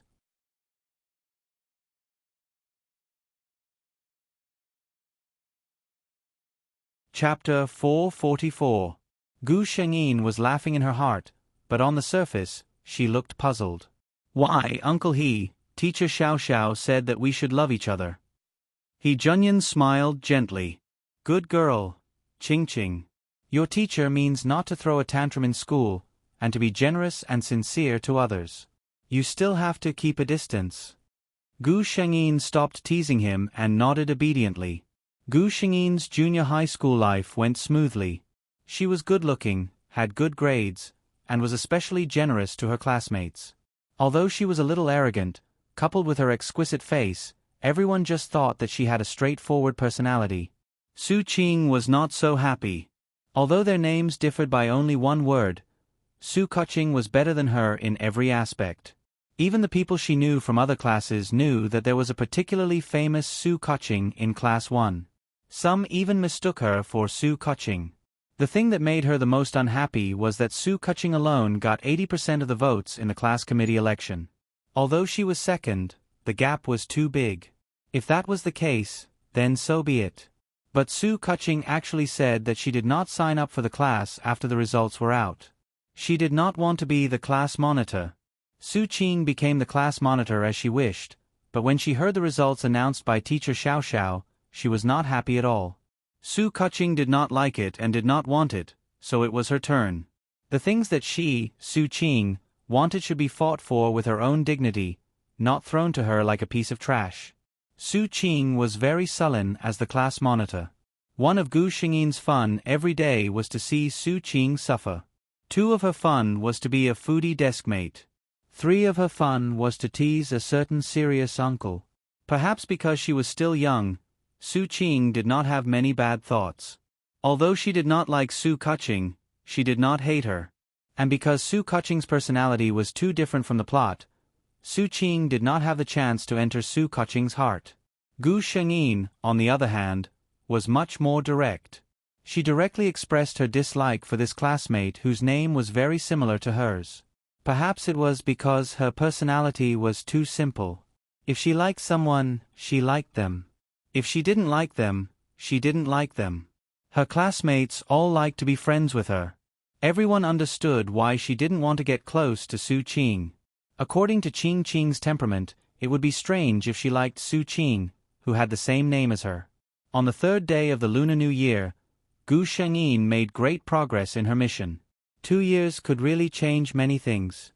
Su Kuching, for example, had changed from a delicate doll to a tall girl with delicate eyebrows. Her temperament was still as arrogant and willful, but more and more people were looking at her. Su Qing, for example, had always been gentle and kind. After being the class monitor for a few years, she had gained a good reputation in the class. However, the one who changed the most was the little fatty, Zhang Susu. Since he entered the 3rd day of the Lunar New Year, no one knew what he ate or how he grew. His body suddenly lengthened rapidly, and the fat on his body disappeared. In just half a year, the little fatty had become a handsome and youthful teenager. At the age of 15 or 16, it was the time when love was first awakened. What's more, Zhang Susu had believed his father's words from the beginning and had some feelings for Gu Shengyin.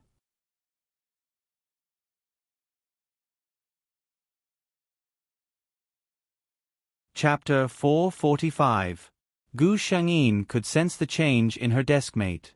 Zhang Susu's attitude towards her was no longer as natural as before. Sometimes, he would stammer when he spoke. Gu Shengyin could feel him sneaking glances at her when she was doing her homework.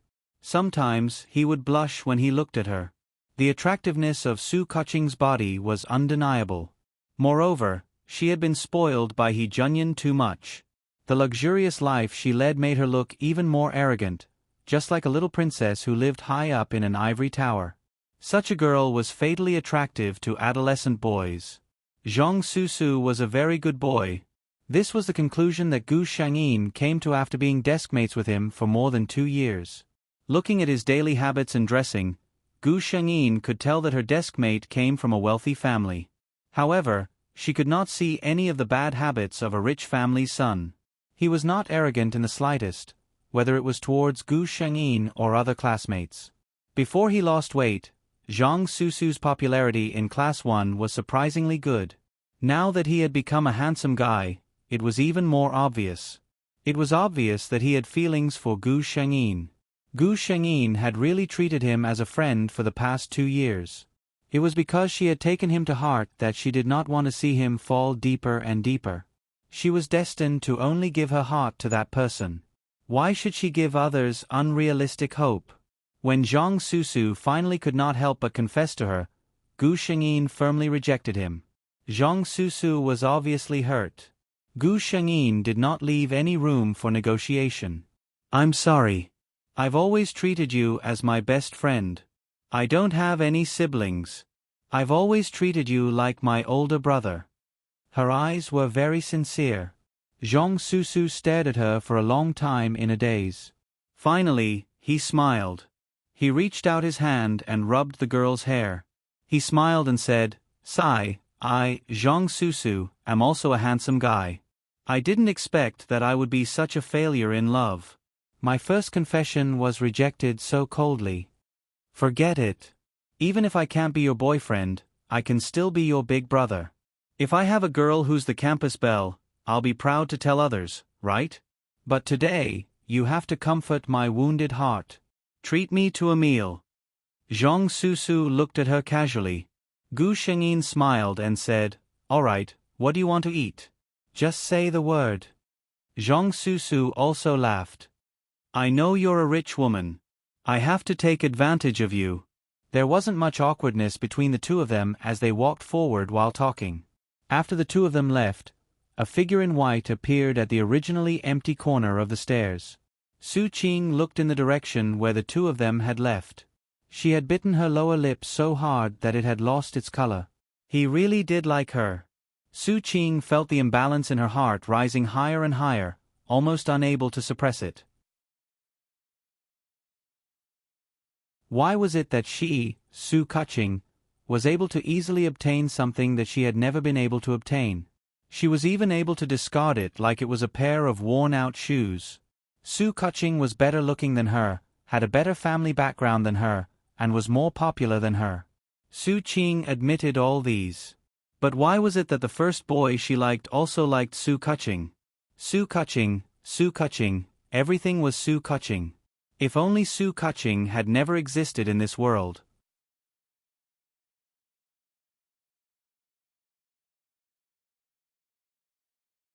Chapter 446. Gu Shengyin didn't return home on time after school today. He Junyan didn't see the figure that greeted him the moment he got home from work. He didn't know what to feel. He called the chauffeur who had gone to pick up Gu Shengyin to ask about the situation. Miss said that she's going to treat her classmates to dinner, so she won't be coming home for the time being. Classmates? What classmates? Alarm bells rang in He Junyan's heart. This was the first time that Ching hadn't returned home on time for dinner. The chauffeur merely said that he wasn't sure either. At night, Gu Shengyin returned home in a good mood. He Junyan wasn't in the living room. She looked at the time. It wasn't even 8 o'clock yet. Uncle He would usually be in the living room watching the news at this time. Despite her doubts, she still prepared to return to her room. There was already someone in the room. Uncle He. Gu Shengyin was a little surprised. Ever since she had gotten older, He Junyan had rarely come to her room in order to avoid arousing suspicion. Although she was surprised, she was still very happy. He Junyan's face was tense. It was obvious that he wasn't in a good mood. He stared at Gu Shengyin, who had just entered the room. I heard from the chauffeur that you're treating your classmates to dinner tonight? Gu Shengyin didn't understand and nodded. Is it your desk mate, Zhang Susu? Gu Shengyin nodded again. Looking at the outstanding young ladies standing in front of him, He Junyan couldn't describe the feelings in his heart. She was like a treasure that had fallen into his hands. Over the past 5 years, he had polished her bit by bit until she was the most dazzling person she could be. Yes, she was so outstanding. There would definitely be many people with good taste who would like her. In the future, there would be even more people who would like her. Perhaps one day in the future, a strange man would snatch her away from him. From then on, she would be doted on and loved by others. Her life would have nothing to do with him. How could he tolerate something like that? As He Junyan thought of these possibilities, his eyes turned bloodshot. Uncle He, what's wrong? The little girl's worried voice pulled him back from his thoughts. He Junyan raised his head to look at Gu Shengyin, whose head had already grown to his chest. He couldn't help but blurt out, "Do you have someone you like?" The little girl seemed to be stunned for a moment, apparently caught off guard by this question. Then, her face slowly blushed. This faint blush was distributed on her white jade-like skin, and it was astonishingly beautiful. He Junyan's heart sank. Looking at her, it was obvious that she had feelings for someone else. He Junyan could not describe what he was feeling at that moment. He felt as if half of his heart was being roasted over a fire, tormenting him unbearably. The other half of his heart was frozen in ice, so cold that it pierced his bones. I didn't raise you for you to fall in love early, Su Kuching. This was the first time He Junyan had called her by her full name. You disappoint me. After saying this, He Junyan slammed the door and left without looking back, leaving Gu Shengyin standing in the room in a daze. Gu Shengyin was stunned. System, did he misunderstand something?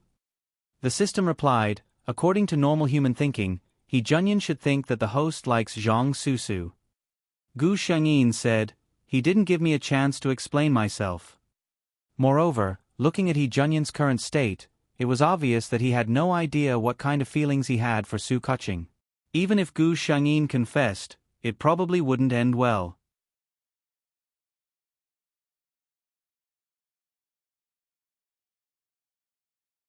Chapter 447. He Junyan sat alone in the study. On the desktop of his computer was a document that his secretary had just sent over from overtime. He stared at it for a while, but he couldn't process a single word. His mind was filled with all sorts of thoughts. Ching was so pretty and delicate. There must be a lot of young boys who had their eyes on her. His Ching was only 15 years old. Her ability to distinguish between right and wrong was not strong enough. What if she got cheated? While he was thinking about this, he had completely forgotten that when he was 15 years old, he was already able to study abroad on his own. No, I have to take precautions. I can't let anything happen to Ching. He Junyan quickly made a decision.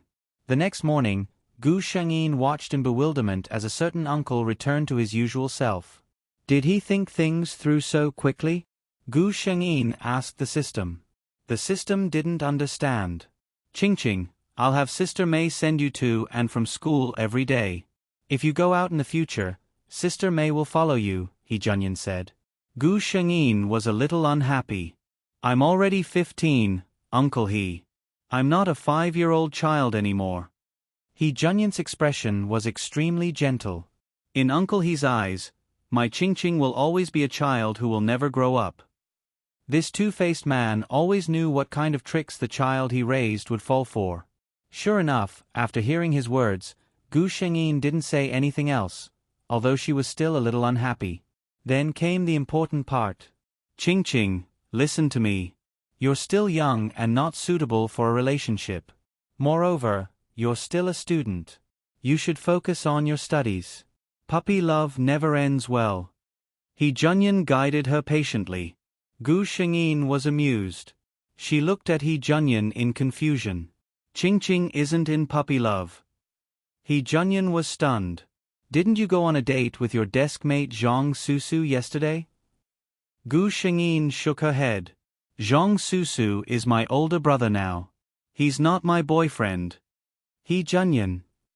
Then why did you blush when I asked you that question yesterday?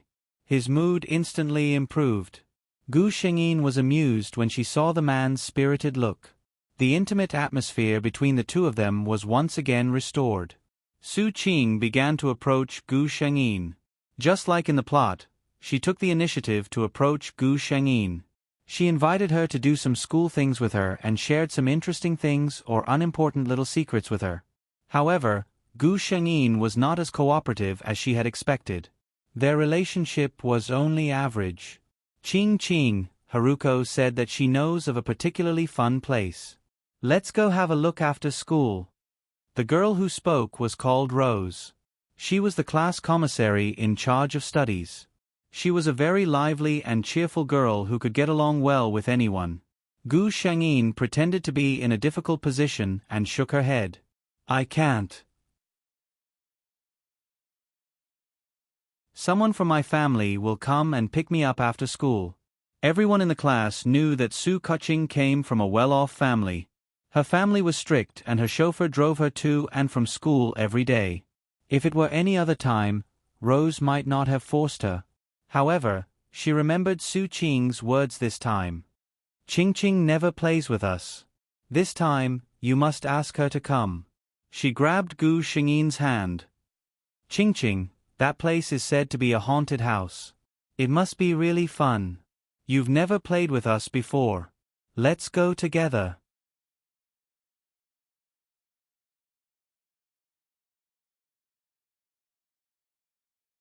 Chapter 448. Gu Shengyin seemed to be annoyed by her and nodded helplessly. After school, I'll tell my family that you guys will come with me, okay? Rose nodded excitedly. Okay. After school that day, other than Gu Shengyin, Su Qing, and Rose, there were 4 other girls who were quite interested in the haunted house. Zhang Susu had wanted to go with them when he heard that they were going to have fun, but Su Qing refused. We girls are going out to have fun. You're a boy, why are you joining us? Gu Shengyin walked out of the school gate and said to Sister May, who was waiting at the side, Sister May, I'm going to have some fun with my classmates. Let's have a meal together, so I won't be going back with you. Sister May looked troubled. But Sir said, Gu Shengyin took her hand and said coquettishly, Sister May, I'll talk to Uncle He myself. You see, there are so many of us, nothing will happen. Sister May said helplessly, Okay. Miss, you must remember to come back early, or Sir will be worried. Gu Shengyin nodded quickly. After settling Sister May, Gu Shengyin gestured a victory sign to where the girls were standing and walked briskly towards them. Su Qing looked at her bright smile and thought of the place they were going to soon. She sneered in her heart. I don't know if you can still smile later. Gu Shengyin didn't miss the smile on Su Qing's face. She knew that Su Qing was up to no good, so she wanted to beat her at her own game. They got on the bus. Gu Shengyin really hadn't taken this bus before. Rose looked at her curious face and said exaggeratedly, Ching, you haven't even taken a bus before, have you? Gu Shengyin nodded. Many passengers on the bus had already noticed this girl who didn't fit in with the surrounding environment. A few young girls even looked at the brands she was wearing with shining eyes. If they were not mistaken, many of the clothes she was wearing were famous brands that often appeared in fashion weeks. Any one of them was worth several months of their salary. Hearing the conversation between the two of them, many people were still thinking that it was probably the eldest daughter of a wealthy family who came out to experience life. The place Su Qing mentioned was really far away. They even changed buses and finally arrived at Su Qing's place after more than an hour. Heavens! Jinhua City actually has such a place? The girls all came from well-off families. At the very least, their parents were white-collar workers. Otherwise, they wouldn't have been able to afford the expensive tuition fees of Gu Xingyin's elite school. Even the roads nearby were full of potholes. Low houses of different heights were everywhere, and some of them had even been demolished. No one had cleaned up the garbage around them. The whole place was dirty and messy. Immediately, two girls showed a look of disgust. They usually saw high-rise buildings. How could they know that such a place was hidden in a bustling international city? What is this place? Why don't we head back? Since they were already here, how could Su Qing let them go back? She hurriedly comforted them. We're not going in here. Don't forget what we're here for today. Follow me. After she finished speaking, she walked towards a place by herself. The girls looked at each other and chose to follow her. Gu Shengyin took out her phone from her bag, sent a text message to a number, and followed her.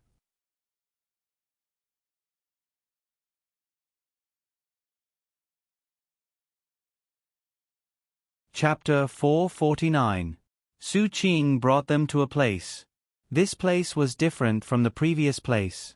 That place was noisy and dirty, but this place was quiet. There was not even a trace of human habitation. This was a huge cement factory. It seemed that no one had been here for a long time. The whole place revealed a sense of vicissitudes and darkness, and the ground was covered with a thick layer of dust. The factory did not have a door. From the outside, it looked dark inside, and they could not see clearly what was inside. In the quiet environment, it was like a monster with its bloody mouth wide open, waiting for them to walk into the trap. Gu Shengyin looked around and thought that this place indeed had the potential to be a haunted house. Rose was full of confidence before, but she started to feel afraid before they even entered. She pulled Gu Shengyin's sleeve and said, Qing, why don't we not go in? It looks quite scary here. Gu Shengyin did not say anything. Su Qing smiled and took out a flashlight from her bag. We are here to explore a haunted house. If it is not scary at all, how can it be called a haunted house? The rest of the people also gathered their courage and took out the flashlights that they had prepared. Yes, it is boring if it is not scary. Su Qing added faintly, this used to be a very big garment factory. Later, it was said that there was an accident and several people died. Slowly, there were rumors of ghosts. It made people panic. Later, the boss went bankrupt and committed suicide. This place was deserted, and no one dared to buy this place. It has been abandoned. The sky was already dark, and a cold wind blew, as if in response to Su Qing's words, making the few of them shiver. Even the girl who was not afraid of the heavens and earth earlier had a timid look on her face. Gu Shengyin also cooperated and held Rose's arm tightly. Su Qing looked at their faces and was quite satisfied with the effect that she had caused. Let's go. At this point, no matter what, they had to go in and take a look. The girls steeled their hearts, turned on their flashlights, and walked in. Gu Shengyin had already asked the system to check that there were no supernatural events in this place. Instead, the system told her that there were some fun things inside.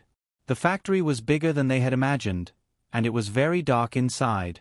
The area that the flashlight could illuminate was very small. All they could see was some abandoned equipment and materials. A girl complained, "It's nothing. I was happy for nothing." Before she could finish her sentence, the girl standing beside Gu Shengyin suddenly let out a shrill scream. Ah! Gu Shengyin found herself being hugged tightly. Everyone knew that, in such an environment, people were the most susceptible to environmental contamination. The few of them were already very nervous. Now that they heard her shout, they immediately panicked. Some of the more timid ones also started screaming.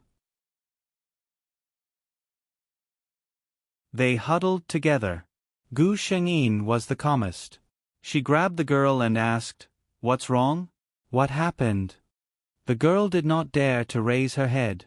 She just pointed in a direction and said, There's someone there. I saw a person in red just now." If it wasn't for the fact that she couldn't find her way by herself, she would have run outside long ago. When she said that, everyone felt a chill from the bottom of their hearts. A figure in red. This was a must for a supernatural story.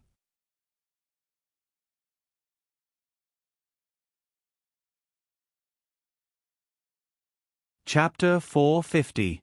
Gu Shengyin snapped, "Shut up, all of you." When she said this, she unconsciously carried a trace of her aura when she was Situ Jin, which successfully shut the girls up. "I want to see what can be here." Gu Shengyin did not hesitate to take the flashlight and shine it in the direction the girl said. 2 years passed. There was indeed a red shadow. "It's just a discarded piece of clothing." Gu Shengyin breathed a sigh of relief. That piece of clothing might have been used as a sample in the past. It was hung there straight, and with the bright red color, it was indeed scary in this environment. "Why don't we go back?" The girl who screamed earlier seemed to be scared out of her wits, and did not have the courage to continue. There were 2 others who also said that it was late, and they should go back. Gu Shengyin received a system prompt at this time. She glanced in the direction where Su Qing was and said, "I also think that this place is a bit strange, let's go back." Su Qing moved her mouth, as if she wanted to say something. At this time, in the darkness, there was suddenly a doo-doo sound, like the sound of high heels hitting the ground. There were no outsiders here except for the few of them. Where did this sound come from? The few of them were even more scared, and the timid one even cried softly in fear. In a place where no one could see, Su Qing's eyes lit up, and she said in a regretful tone, "Well, since you all said so, then let's go back." The few of them had just walked outside when a low female voice sounded in the darkness. "Don't go. Come and accompany me." This voice was very hoarse, like the sound of a pen rubbing on rough paper. It was annoying. However, the people present were not in the mood to consider whether the voice was good or not. No one knew who started it first, but the few of them scattered and ran outside. So, this was Su Qing's purpose. Thanks to the system, Gu Shengyin could see that Su Qing was standing there calmly. There was no trace of fear on her face. Presumably, that voice was also designed by her, right? Gu Shengyin had more or less guessed what Su Qing's purpose was. Gu Shengyin pretended to run out in panic. Suddenly, a pair of hands stretched out from behind and grabbed her feet. At the same time, a sinister voice sounded, "Since you're here, don't even think about leaving. Come and accompany me." Gu Shengyin sneered. As expected, he was waiting for her here. If she was a normal girl, she might have fainted already. Gu Shengyin sneered. She lifted her leg and stomped on the hand. "Ah!" The man on the ground screamed. "Ghosts can actually scream?" Gu Shengyin was so surprised that he said something that made the ghost speechless. She really couldn't speak at this moment. Gu Shengyin didn't show any mercy when he kicked her. She even heard the sound of her own bones breaking. Gu Shengyin didn't stop. She panicked and ran out of the door. She ran out of the door and asked the system, "Did the others run out?" The system replied, "They've all gone out. Only Su Qing and her 2 friends are still inside." Gu Shengyin looked back at the dark factory and smiled coldly. "System, create some virtual scenes and let them have a taste of what it's like to be haunted by ghosts." Su Qing, I hope you'll be satisfied with this gift of mine. You're tuning in to the Narrate and Escape YouTube channel. Don't forget to subscribe and join us on this journey to catch the most captivating stories.